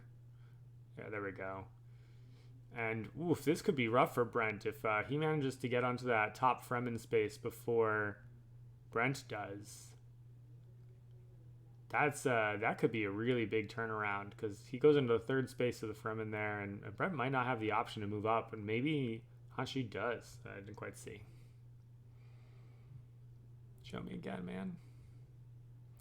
Now Luca is definitely going to be feeling the pain of like what he can and can't take. You know, he's got 4 actions to take here, and so, I mean, there's only so many choices of what's in play and what's not in play. I think I would have taken the one with 1 water because look at the other 2 players both have 1 water. No one's got 2 water. So you block them from those spaces and then you possibly give yourself the chance. I guess there's no other way he's going to get a singleton water. Yeah, never mind. There's no way he's going to get a singleton water, but making their life a little bit difficult along the way. And then whoever wants that extra water needs to go and essentially telegraph that they're getting it. I think that's what I would have done. Just make it harder for other people. But I guess on the other hand, sitting on 1 water there isn't doing much for him. I just like that ratio of 1 to 3 rather than 2 to 4. Or 2 water to 4 spice. Cliff picking up a couple bucks here. I suspect this is for lack of other actions to do. I mean, like I said a moment ago, I think he was digging. A couple bucks here, I think, unlocks... There's some actions up in the green actions where, you know, he could like take Mentat or something like that, or maybe he can get another dollar and rally some troops. But mostly money is not so effective for him anymore. Brent's going to scoop a sandworm here, which will be nice if he ends up getting into a conflict. He can get some swords there, get a couple extra spices, but not exactly where he wants to be right now. Obviously, getting to that magic 9 would be a lot nicer for him. But 6 is okay. Hanshi here is going to pass as well. I think he's only in the 2 actions, so...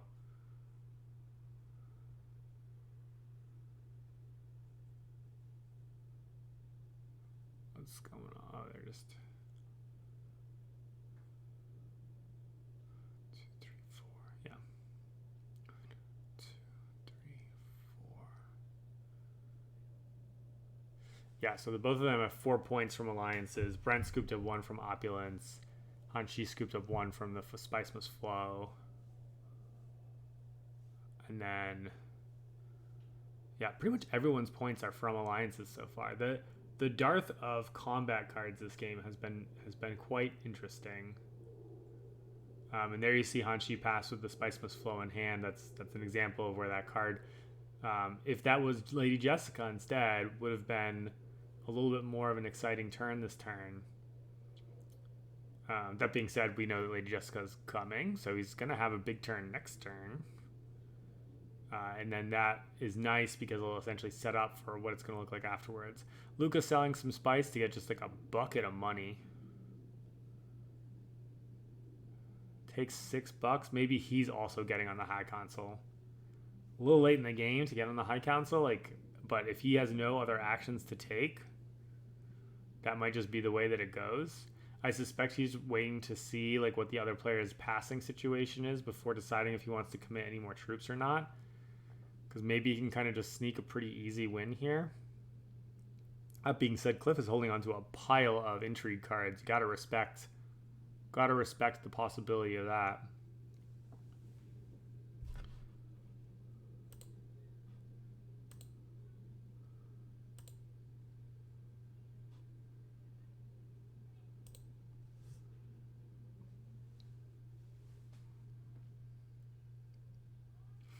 Okay, well, I'm about to. I gotta pause again. Unfortunately, I'm gonna come back in the darkness of night. I thought I was maybe gonna be able to finish this, but I'm realizing how quickly time is approaching for me to go to dinner. So after the end of this round, I'm gonna pause again. Shifting alliances there is really nice pickup for Cliff. That's gonna let him go down in the Bene Gesserit track and up on something else, which is gonna be a way for him to pick up points. Maybe Reverend Mother would have been more exciting, although at this stage of the game, I don't really know that it's doing what it wants to be doing. It's not scoring points, right? Like that's a gnarly card, but it's not so exciting at this stage. I think you're just trying to figure out how can I move into a place of scoring points. And this was a kind of a dud round for a lot of people so far. It's sort of like a rebuilding up round, which is fine for the players that are at 6 points, but a bit rough for the players who are behind. You are hoping these kinds of rounds are places where you can close the gap.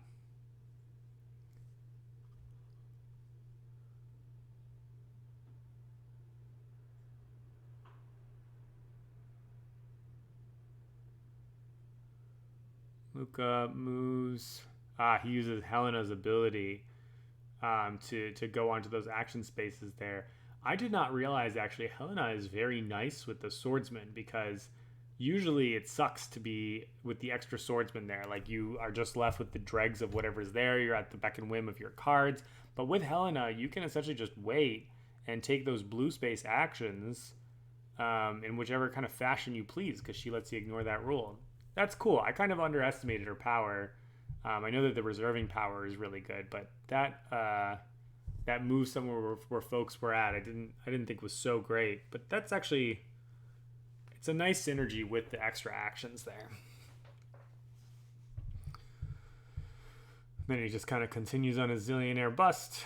Bene Gesserit probably getting there, trying to get the extra point ultimately. And hey, help me out, intrigue cards. I need some extra. I need a little oomph.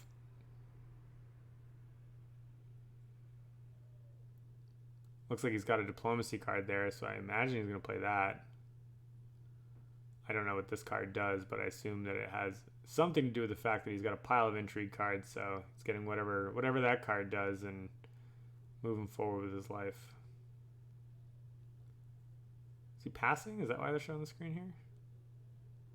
Doesn't he have another player? Oh no, he put out his Mentat already. Yep, here we go. Is that 4, 5, 6, maybe? If those are the right numbers. He grabs the Reverend Mother. Oh no, he grabs the card that he reserved, some other funky card that's discounted by 1. And then he must have 6 back, because it looked like Cliff was assuming that he was going to buy that card. I like how everyone, experienced or not, seems to read that card every time. It's like, what does this card even do? There's a lot of text on it.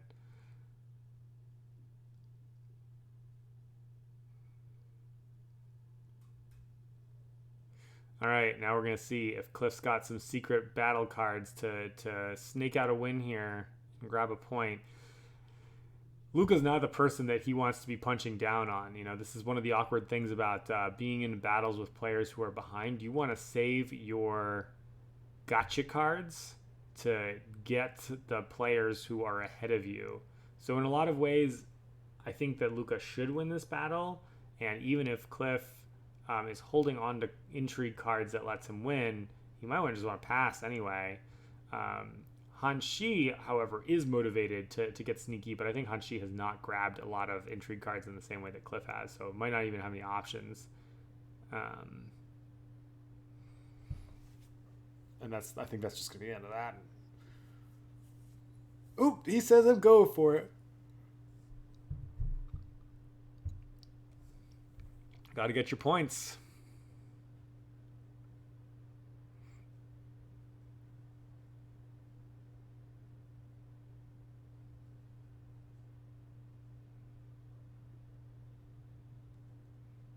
It's got it. Rough. So these two players who are in third and fourth place are just punching each other. Rough way to spend your cards, right? Like, this is a really big bummer for those players. Hanshi and Brent are not concerned really one way or another. Like, a player behind them is scoring a point. That is a rough resolution. And, I mean, of course, like, Luca's incentivized to win the fight at this point in time. Like, he's got to play the card to get that point. He needs to catch up. And I guess in the same token, so did Cliff. Like, he wanted to take that gamble, but you really want to be stealing the points from the people who are the threats and not from each other. So these two players have managed to hurt each other. I guess maybe when you... Oh, no. Second place gets an intrigue card. So maybe Cliff felt that he just needed to play a card anyway because he's got so many intrigue cards in hand, and if someone makes him discard down to 3, it's going to be a dud. So I don't know what his other intrigue cards are. Maybe he's waiting to get them played, or they're endgame cards or something. It's going to make it a little bit harder. All right, well, that's another pause for me. Apologize for all the moving and shifting, but that's just kind of the way it is today, and I'll see you soon. Good morning. We are back. Let's get back into it. All right, so we are setting up for round 6. Yep, round 6, because Brent is leading this round, and Cliff was the first player at the beginning of the game. And I'm sure that I just talked about the board state last night, but let's go ahead and just recap anyway. Hanshi and Brent are well ahead in points. Cliff and Luca have some catching up to do, and they just kind of ended up punching each other over this last conflict, which Luca came out on top on. Cliff has a lot of intrigue cards. I mean, so does Brent over there. So maybe some kind of secret points or secret plans for those gentlemen. And Cliff has the most infrastructure, having both the swordsman and the high council, whereas each of the other players has either a high council or a swordsman. In the case of Luca, so certainly the upcoming conflicts are going to be a really big deal. The level 3 conflicts, many of them I think have 2 victory points on them. So if Cliff and Luca are able to win those, the game's going to prolong. If not, it's just going to abruptly end as Hanshi and Brent step into that winning territory right there. And Brent's going to take the first step there by contesting Hanshi's Fremen push, which is, I think, definitely what he needs to do. And Brent is going to go all in on this conflict here, which I think is a really great play for him. I think that Cliff looks like a pile of spice over there. Maybe it's 5, so he can't quite highliners just yet. But I can't help but wonder if Cliff's plan here is to ultimately get a highliners into this battle so he can contest this victory point that Brent is trying to claim here. I would assume that of his 3 actions, he'll spend 2 of them, one acquiring spice and one of them doing a highliners to do that, because he also needs that victory point very, very much. I don't need this actually, because I'm just playing on the other screen.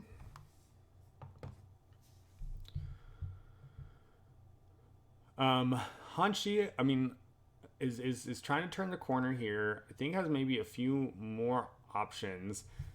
His decisions are going to be a lot more based on his card draws, I think. Ooh, nice. Okay, so he's picking up the 3 spice there. That's going to give him, I believe it's 5 spice. He might be looking to pick up a 6 spice this round so that at the beginning of the next turn, when he's the leading player, first thing he does is goes and claims that highliner action. That being said, no one else maybe has that amount of spice available, so if Cliff ends up not using highliners this turn, that is a threat to Hanshi. Hanshi's plan is sort of like lead out next turn, but that's one of the comfortable things about knowing that you're starting player next turn and having sufficient resources to do the action that you want to do, is that you put yourself in a position where you can lead with that as your starting action. But if other players are not in a position to do that, you can kind of play a little bit more greedy and take another action first if you're so inclined. So I really like that pull for Hanshi. I think those resources are going to be a big deal for him. And it looks like actually that puts him up to 6. Maybe there were 2 sitting on there. I just missed one that he has. So he's ready to highliner essentially at will. I suspect that he would not. Well, Brent is actually winning. Maybe this is the conflict where Hanshi actually goes and uses the highliner. The appealing thing is that next turn, if he's lucky, it's going to be 2 victory points off of that level 3 conflict. So if he's playing the patient man's game, he can really benefit there. Luca goes ahead and scoops 2 spice with this this carrier action right here. Kind of a little bit of a bummer. That carrier action you really want to be using on that 3 or 2 spice spot, because it doubles the printed on board value of spice that you're acquiring. So, scooping 6 spice or 4 spice is a lot nicer. Unfortunately, he doesn't have any water, and I'm sure spending the time acquiring that water is not worth the effort at this stage. Just a kind of bummer use of that helicarrier, but it's better than nothing, I suppose. So that is nice for him. That's what I'm looking for.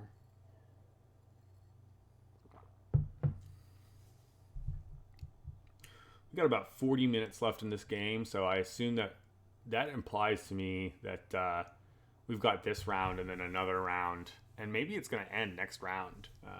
Certainly, Brent and Hanshi are in spitting distance here. And let's see, where is Cliff thinking? I mean, Cliff, like I said, was maybe going to scoop up an extra spice, but it's become a lot harder to get spice at this point in time. I do think that he indeed has 5. Maybe he has a 6th and an intrigue card in a hand. I don't know if intrigue cards give spice, but that does limit his options, which I'm sure is why he's sitting here thinking about what it is that he wants to do instead. Well, that was a pretty definitive play, so I think he knows what's up. All right, so he's going to grab a couple bucks and move up the Emperor track. I mean, I imagine that a lot of that is about getting up the Emperor track so he can get that second space for victory point. It's kind of the long-term plan here. Maybe he's planning on using his couple of spice to get a pile of money, that Emperor's top action, the treachery action there or whatever. And then he did something else. It must be that card that he played allowed him to also move up on the Fremen track, giving him a victory point. So was behind at kind of zeros on all the tracks, and I was worried about that, but he's making moves here that are absolutely essential. And one of the things I actually haven't really talked about is I've spent a fair amount of time talking about how close players are, when they're one step away from getting another victory point. But there is something else to consider about the fact that your point scoring potential is much higher, for players like Cliff who are behind, right? There's just more points on the board to be grabbed, essentially. And I think that is definitely pretty valuable. Brent here basically going all in on this conflict. My assumption is that he's basically communicating that he wants to, well, I mean, I don't know if he's communicating this, but his intention here, his goal here, I have to assume, is go really hard on this conflict and concede that he's in the 4th seat for next round. Normally going later in the combat situation is nice because you can kind of see what other players are doing, but as the game goes on and people really want to win the conflict, it is more about the forces that you can bring to bear, how much strength you have to muster, than it is about this will you, won't you aspect of the game. When the game is getting close to termination, you are not going to leave any in reserve. What you're going to do is push everything you have into play. There's no reason to leave troops kind of behind. So as far as Brent's concerned, he's not going to have the troops to contest next round, so he needs to grab that victory point now, and then he'll figure out how to score the other 2 points that he needs elsewhere. For instance, the opulence card that he has somewhere in his deck. I think Brent is only at 2 actions. I have to assume that he doesn't have that opulence card in his hand right now, otherwise going up to 6 money would be really, really important for him, I think. And instead he grabs that extra water. So next turn he can use his 2 water to either draw 3 cards from his deck or to scoop 4 spice. And my guess is that maybe he'd be going for 3 cards in his deck, trying to afford that spice must flow victory point as well. I'd have to guess that's how he's going. Hanshi doing the classic sort of pay $1, draw a card, give me that Mentat. I would like to have my fake swordsman, really making use of Duke Leto Atreides' power throughout the course of this game. I'm really I'm really digging the way that Hanshi is making use of his leader's power. I mean, he's done it more than anyone else. He's the second pick, so clearly he really appreciates that leader. He took him over Baron Harkonnen, who I think, like I said, I've talked with a few folks, and they seem to really respect that leader and think that he carries a lot of weight. Helena as well, and so Hanshi has his own experience, and I think it's pretty clear that he's played at least a few times or talked to someone who knows what they're doing, because he is valuing that repeated action there, that repeated discount that he's using quite a bit. He's also still able to use the Signet Ring to get a victory point on that Bene Gesserit space, so that's a really, really easy point. I don't know, it doesn't look like he has a Signet Ring in hand right now, but it would cost him a spice, and unfortunately he doesn't really want to spend a spice because he's got 6, which is the magic number. I know that I talk about highliners a lot, but there's something about being able to drop 5 to 7 troops in combat that just definitively is going to win, and that's players clearly value that as well. At least that's what I've observed when folks are playing. Like the tempo control on that, I would like to bring my rockets to bear, is quite a big deal. And it's tough to contest, even with a bunch of cards, even with a bunch of other plans. Luca here grabs a fold space and kind of moves up on that track there, gaining a couple bucks and that victory point, so he doesn't have to worry about Brent taking it from him. I think that makes a lot of sense. Brent had his opportunity essentially this round, and either he didn't have the cards or he valued the Fremen space more, which makes sense because he should be contesting Hanshi rather than contesting Luca, who's kind of behind. One of the nice things about being a bit behind there. And then this is really, I mean, I understand why Cliff has to do this. He feels that he needs to catch up. Brent is 1 point away.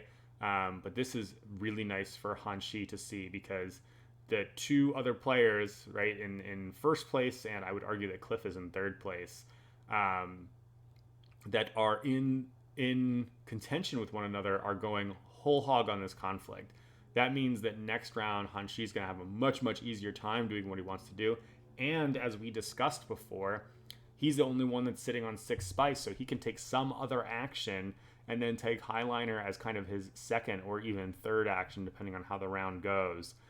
So if there's something that he really values, otherwise he's got options there. So that's a really nice place to be sitting in when you're that opponent. Hanshi will take also a free water just for being the kind of singleton other soldier down there, unless Luca pushes someone out. And I think Luca chose not to do that, saying, I don't really need the water.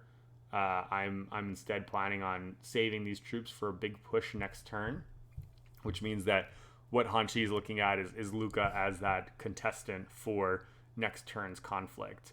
And I wonder if Luca is already thinking about that. He's got that pile of resources. I don't know what he's going to do with all that money. If he has enough persuasion that he wants to do something interesting, he might go on the High Council. But at this stage, it's pretty late to hop on the High Council. So money there might not be doing a lot for him. He could go and rally some troops and just drop a bunch of cubes into play, and then next turn he can use his sword masters to sort of trickle out his additional garrison troops if he wants to be contesting the conflict. And then if he manages to prolong the game to turn 8, then he gets to go first. He's already sitting on 4 spice, so he actually might be the person who gets to Highliners it. So I think Luca's path to victory here is the path of violence. You have to win your conflict next turn. You got to win your conflict the turn after that when you're going first. And he nearly has the resources to pull that off. That would be what I would be angling for if I was in Luca's position. I got excited about talking about what was going on there and kind of missed out on a couple actions here. Brent must have just passed and picked up a card, because I think that he was out of resources, and it looks like we're on Hanshi's turn, who is also passing. Did he put his Mentat out? He didn't. He didn't put his Mentat out, which says to me that he has 9 at the bottom, and I think he just scooped the Spice Must Flow there. They gave him that victory point, so he is up to 7 there. And yeah, if he is 2 victory points, he's basically right there, right? Like we said, well, he needs to get a spice to make this work, but he can use the ring to move up on the Bene Gesserit class, or just really honestly take the Bene Gesserit action with a normal, diplomacy card or something like that. He's got several ways that he can do that. And I like this play from Hanshi. I mean, it's unfortunate not to be able to use your Mentat in the way, but actually, I wonder what cards he had in his hand, because if he had one that only had one persuasion on it, I think he maybe should have gone up top into that green area there where there's a cube and a persuasion, but I didn't quite see his cards or the bottom text of his cards, whether he needed all of them. Sending the Mentat up there and then having 9, it's not like he's concerned about someone blocking him or stealing the Spice Must Flow. There's a bunch of those cards out there. And then here we see Bene Gesserit, or the Reverend Mother. Let's find out what she does, because I'm actually not quite sure. Great, lots of Dune Imperium game. It's very creepy looking.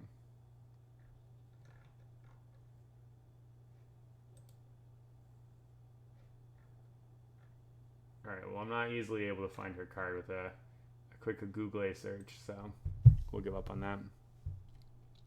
Cliff here buying, and honestly, I don't think there's anything that he's buying that he cares about that isn't a victory point, but it doesn't look like he's going to quite have enough there. Or, no, he's not buying it. He's on his 3rd Swordmaster. He's got 2 cards out. Okay. Luca must be thinking about what's going on here. He draws an intrigue card. That's fine. It gives him some options. I still think maybe putting 4 troops out would have been a little nicer, because then he can trickle out that conflict next turn by taking out essentially a bunch of blue spaces, a bunch of Fremen spaces. And Luca actually wants to go on a Fremen space. It's a victory point for him to take a Fremen action.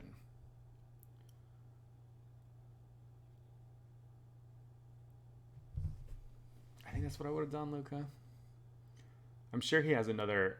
You get into these seats and you see your own path to victory, or what it is that you need to do, and sometimes you don't. Sometimes you're a player, and that's sort of the like getting very dejected. It's very easy to sort of like give up when you're feeling behind. But usually players of this caliber, and they've all won tournaments, then they have proceeded to like win the semifinals of the games that they've played, and they've clearly played a ton in advance of this. Generally are the experience that they're going to know that they're going to at least try to find the one path to victory. Like, you can be losing, and that doesn't mean that you have lost. So you've got to find your angle and put it in. But Luca's just holding on this pile of money that I don't think does anything. And so my first thought always is like, how can I leverage this? And that's how I landed on the, if you put a bunch of troops in your garrison, then maybe you can contest the combat next turn with the pushing out troops repeatedly, rather than sort of this big Highliners action. Yeah, that's what it feels like. Cliff seems stuck here. I guess maybe he's trying to figure out if he's worried about winning this combat, or what he needs to do to win this combat. He used an Intrigue battle card last turn, which obviously would be really valuable here against Brent, who's also holding 3 cards. But I think he kind of like had to play it. I'm sure that it's a very good chance that he has other battle cards holding in hand there. 2 of them are quite close to each other. I'm expecting a Thufir Hawat play here. Getting to draw a card off the top of his deck is pretty nice, although does he have no deck right now? If he has no deck right now, drawing a card forces a reshuffle, and he might not have the cards in his discard pile that he wants to draw next turn. That's got to be why he's fanning out his discard pile there, because he's thinking to himself, if I draw, this is what I'm looking at to work with next turn, and do I want to do that? Yeah, so then the other option is to use this Dune card to go somewhere yellow. Yep, okay. So he's got a couple water, scoops up a handful of spice.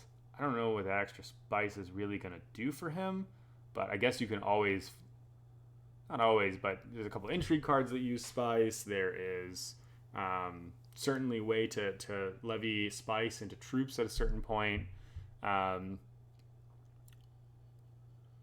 Yeah, I think it's more about the limit. I guess he doesn't really have a ton of options if he's using the triangle on that space.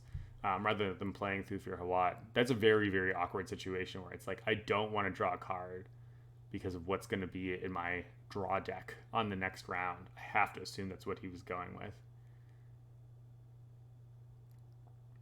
And even with doing that, he somehow moved up on the track. I'm going to assume that he maybe played some intrigue card, because I don't see how else he would have moved up on that Spacing Guild track.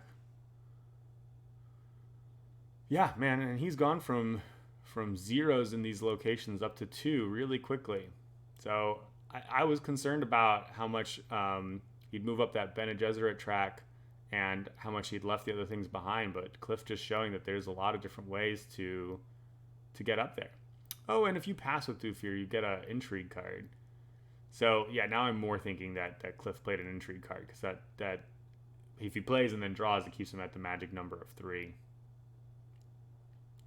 And usually you wait to like pull the trigger, I think, on these cards. Like, why not?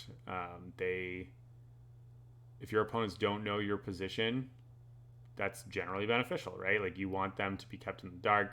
The more intrigue cards you have in hand, the more they're worried about what it is that you can do in combat here. And Brent is going to go ahead and play, I assume this is for the combat card.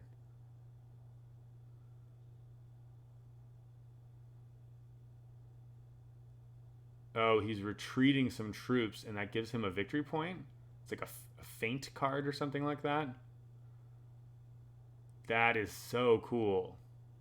Because that's why he went into that combat. He said, look, I'm here to get a victory point. So if you can get a victory point in a different way, and now he gets to scoop a couple water. Not that he needs the water. It's really, really excessive for him to have 4 water.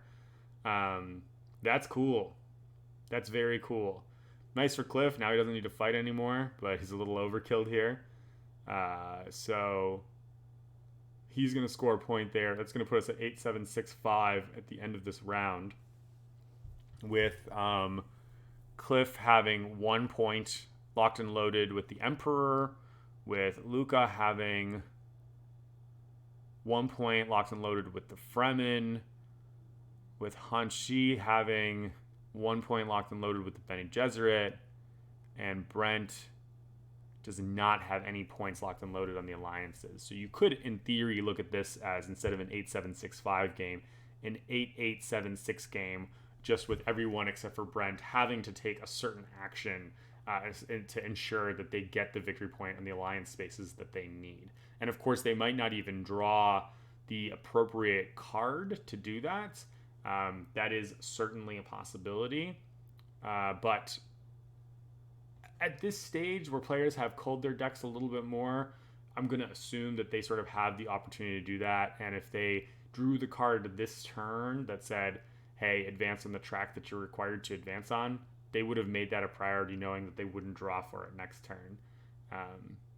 Now, I may just not have been paying close enough attention, in the sense that they have like limited options of they needed to move up on multiple tracks, and they did move up on one track this turn, and so they just don't actually have the action space to do everything that they need to do. But you know, as we've seen with Cliff, players have a lot more options than it even feels like. And there we go. We flip a conflict card with 2 victory points on it. That is a big deal. I mean, and I know that the whole conflict aspect is how did Hanshi get another spice along the way there? 7th. Oh, it must be from one of his cards that he passed the round with. Could be easily be a spice must flow or something like that, right? It passes, it gives you a spice, which is perfect for him using his ring. Yeah, this is, I mean, I will be surprised if, I don't know if there are cards that give a player 2 spice, because we've got 2 other players sitting on 4 spice here. So if Hanshi's nervous about that, or if he knows the deck well enough, he's going to open highliners. If, however, he is not as worried about that, doesn't think that it's going to come into play, he might instead do his kind of Mentat open, draw a card off of his deck, which will give him more information for what's happening for the rest of the round. He can do that with that ring card if he wants to, score the point for the Bene Gesserit, move up to 8 there. And then his next 2 actions essentially are just focused on pushing troops into the battlefield. So if he's nervous that someone can sneakily get 2 spice, highliners first. If he knows the deck better than I do, 2 spice out of nowhere seems like it might not be a card in the intrigue deck. But I don't know how experienced Hanshi is with this game. Like, if I'm in his seat in this exact position, I probably take highliners first, even though I doubt that 2 spice is a card that exists in the intrigue deck. Now, I would have at the beginning of this game picked up that deck and flipped through, but that doesn't necessarily mean that I would have memorized the 40 or 50 cards that are in there or whatever. Just to have a glance of what kinds of things, some games have that sort of uh, resources from cards are a real thing, but this game I think has more like spend your resources to get this surprising thing, or move up on the tracks seem to be a lot more of the theme, or special weird abilities seem to be a lot more of the theme of the entry cards. So I think he's got a little bit of space. And we see that he's flipped there to Jessica, which is going to open him up to draw a couple additional cards. So Hanshi, I think this turn is very realistically looking at Spice Must Flow and that Bene Gesserit track as points that he can score. It's 2 points. So if he wins this conflict, he goes to 11, which is obviously insane. And Hanshi goes ahead and uses Jessica to grab an intrigue card, essentially making it so that he wants to be ready for things that can happen in this conflict that can get into his way. I think that makes a ton of sense. That's the thing that you've got to be doing in this situation. He clearly is not too worried about players' surprise getting the extra spice for the Highliner's action there, so he's good. And now he doesn't have to or didn't want to use his ring as an action to head out into the world there. The other thing too, actually, I think that's worth considering that I didn't discuss is it's possible that he doesn't have a card that lets him go on the Highliner space. Like if Diplomacy is the only card in his deck that lets him go there, then he might literally have ripped off the top of his deck with Jessica here the card that he needs to draw. He did that sort of like poker lean all the way back and look at his cards, which to me, body language wise, like maybe he actually didn't have the option and he was praying that he draws the card for Highliners there, in which case leading Jessica would certainly explain, hey, I'm drawing 2 cards instead of drawing 1 card. I really wonder if that's the case. That would be fascinating if that was the case. And here, Luca is setting up for the action that I was talking about last turn. This gives him an option to push troops out, but now he only has 2 actions to push those troops out. So he's not going to be able to levy all of those forces or marshal all those forces towards this conflict unless he's got something tricky going on, which is why I was pushing for putting it out last turn. If you're looking to contest this fight, you're just going to need to have a lot more people out there. Cliff scooping up a water here. I assume, he's planning on grabbing 2 spice with that water so that he can go to 6 spice, which allows him to either Highliners this turn if Hanshi somehow doesn't get there, or Highliners next turn if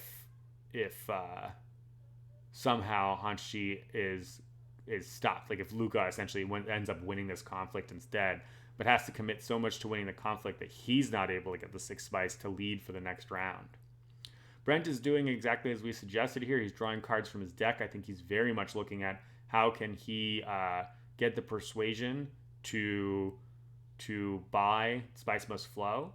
I also wouldn't be surprised to see if he scoops up 2 coins somewhere, either through the Emperor or more likely through that location where you get 3 coins from, so that he can activate Opulence.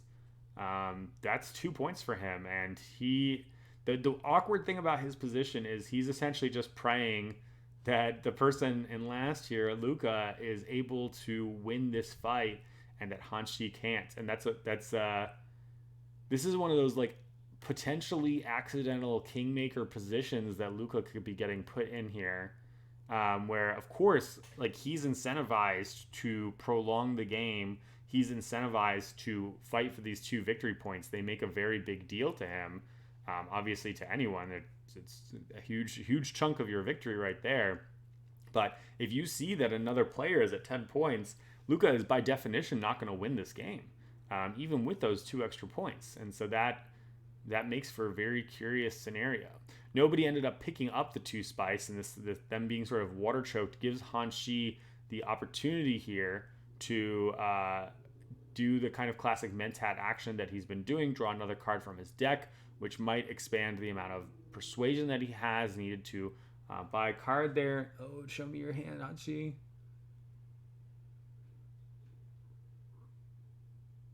maybe he doesn't have it. Oh no, there it is. And I don't know if he doesn't look like a hand shuffler to me, but that card's in the front of his hand. When you draw cards, usually, you're curious. I think you put them at the front and then you fan them out. So it is very possible that he actually drew the way to go to highliners off of Jessica there. That's fascinating if true. Just that he literally might not have been able to kind of execute the final actions here. Because the thing is, if he couldn't, and we know that he can't, but if he couldn't, oh no. Luca, no.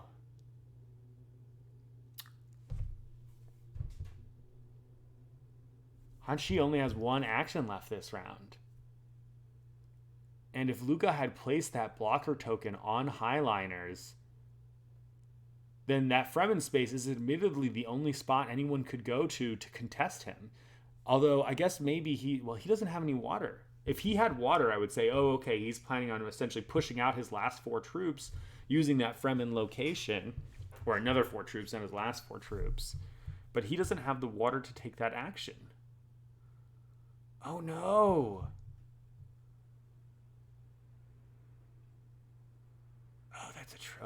Sneaky Cliff. He uses shifting alliances to steal a victory point from Brent. And all of a sudden, if Hanshi can't win this conflict, Brent is not going to score 3 points this turn. I don't think there's any way he can score 3 points. That was huge. Really nice shifting conflict. Man, there's a lot of stuff that can move in this game, particularly near the end. That is cool. That is really cool. I don't quite understand the grabbing ones. Oh, he grabs 2 spice with that action because he's won a conflict over in that area there. So does he have 6 now, or did he need to spend the 2 spice for something? Oh, he spent the 2 spice for the shifting alliances. Right. So what Cliff's seeing here is he's like, yeah, if Luca can prevent the game from ending. But man, I really think that putting it on that highliner space was the way to go. I mean, I guess because if someone else goes on that Fremen space, they get 2 plus what they have in their garrison, but Brent doesn't have anyone in his garrison, and Hanshi can add only 1 from his garrison. So even if that was the case, the best they could do is tie Luca, and then Luca has another action where he can go out to one of those, maybe blue locations, and he's got Helena, so he can go to whichever one he likes and push out an additional 2 or 3 troops himself. Oh, I think that may have been such a huge misplay. Brent hoping this game just goes on by throwing a troop into the conflict there. He didn't get some money, so my guess is he isn't holding opulence. Seems like a very missed opportunity if that's the case. And then he draws a card off of his deck, so maybe he's still fishing for persuasion. Maybe he doesn't. Maybe he's going to score no points this turn if things just didn't pan out in the way that he drew cards from his deck. It might be that he just has not done a wonderful job of culling his deck and in that quest for victory points, and is sort of limited by what he can do essentially with that.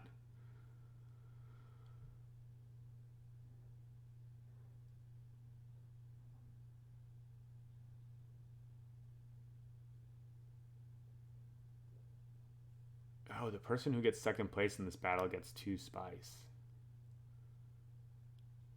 I guess the only people who want 2 spice are Luca and Cliff, and Luca wants to win straight up. Wow, okay, so Hanshi doesn't wind up doing the highliners action. Why not? He puts 1 person into this conflict here. Is he going for a bluff? Does he have a bunch of military cards? Or is he just nervous that putting the 5 guys in there is going to be him essentially shooting his shot too early?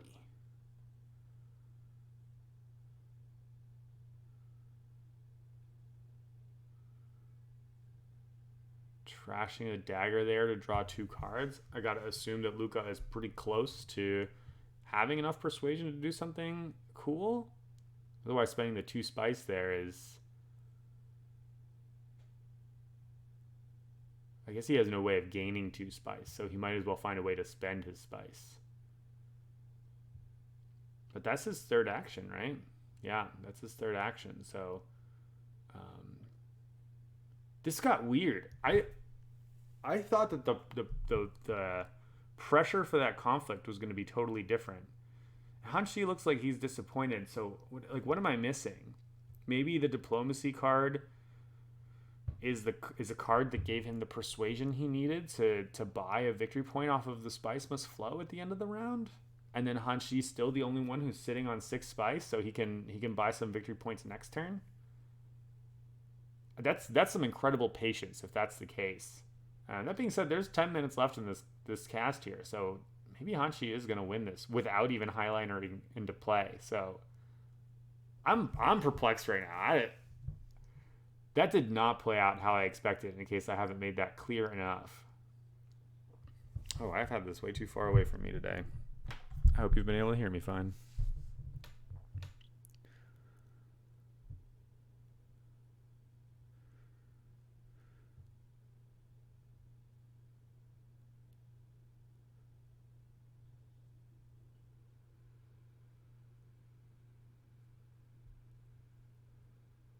Cliff here is like crunching out what the play is going to look like. Probably kind of disappointed that he used his 2 spice on shifting alliances. Man, I could have gotten in this puppy. That being said, maybe Hanshi would have highlinered if he had the spice, or maybe Luca would have voiced the... Well, it didn't matter because the voice thing was last turn.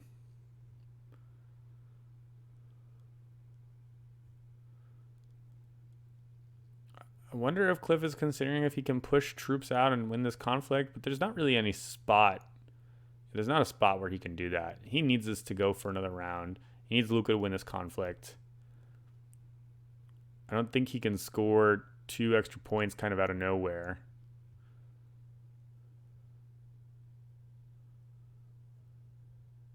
Or I guess it's 3 extra points. Yeah, I don't think that Cliff can end it this round.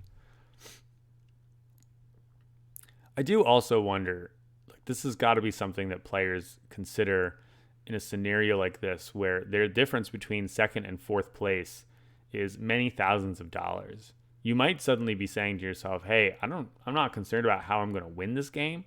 I'm concerned about how I'm going to have enough points to make this game be good enough. And so that might actually be kind of what Cliff is doing here. He is claiming the victory point that he can, that's available on the board, pushing himself up there. I mean, he needs to do that sometime between now and the end of the game anyway. But it might very much be that he's not choosing the action that gets him into first place for sure. He's choosing the action that gives him a victory point right now.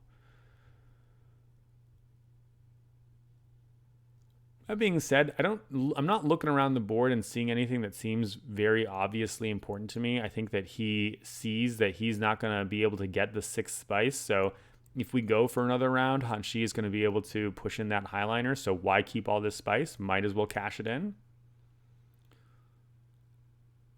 And cashing in for money, I don't think does a ton for him.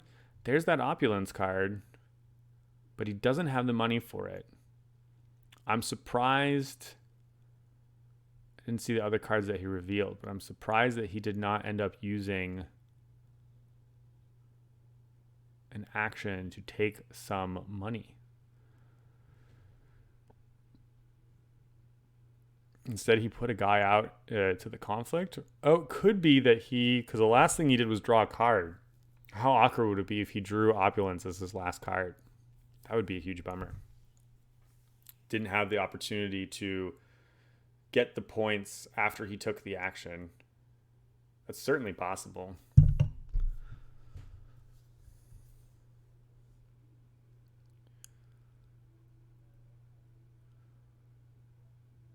Oh, Hanshi has, of course, a third action here because of the Mentat.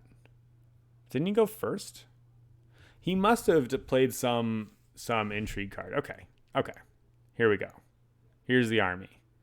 And this is why to go back to Luca's last round then, seeing that Hanshi did have another action here, it's crazy for him to, and then the voice thing doesn't matter because clearly Hanshi had some other kind of delay action. But it's crazy, I think, for Luca to have not gone somewhere and pushed more troops into this conflict. He needed to push 3 more guys into this conflict. And yeah, it feels bad, I guess, if you push 6 people in and no one else is contesting you. But who cares? You're getting 2 victory points.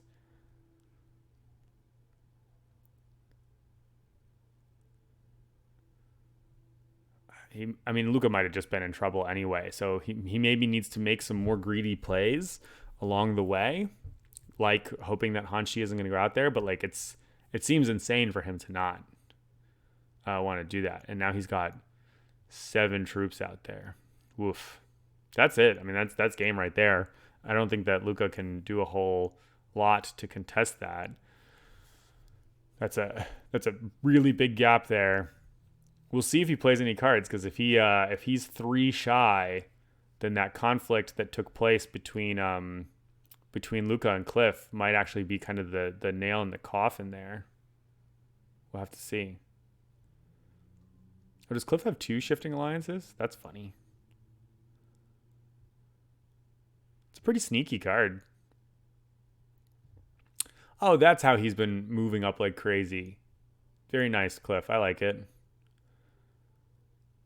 Here's a dagger and some persuasion that we don't care about. Okay, so certainly not enough persuasion to get there. He was all in on this Highliner's plan, this extra.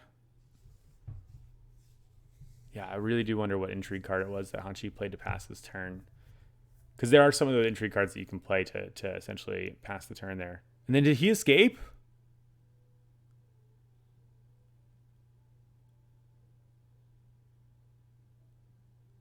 He ran away?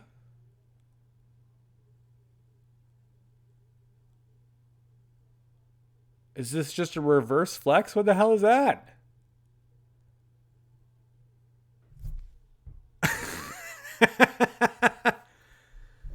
Maybe he just couldn't do anything and he's like, you know what? 3rd place is not even worth it.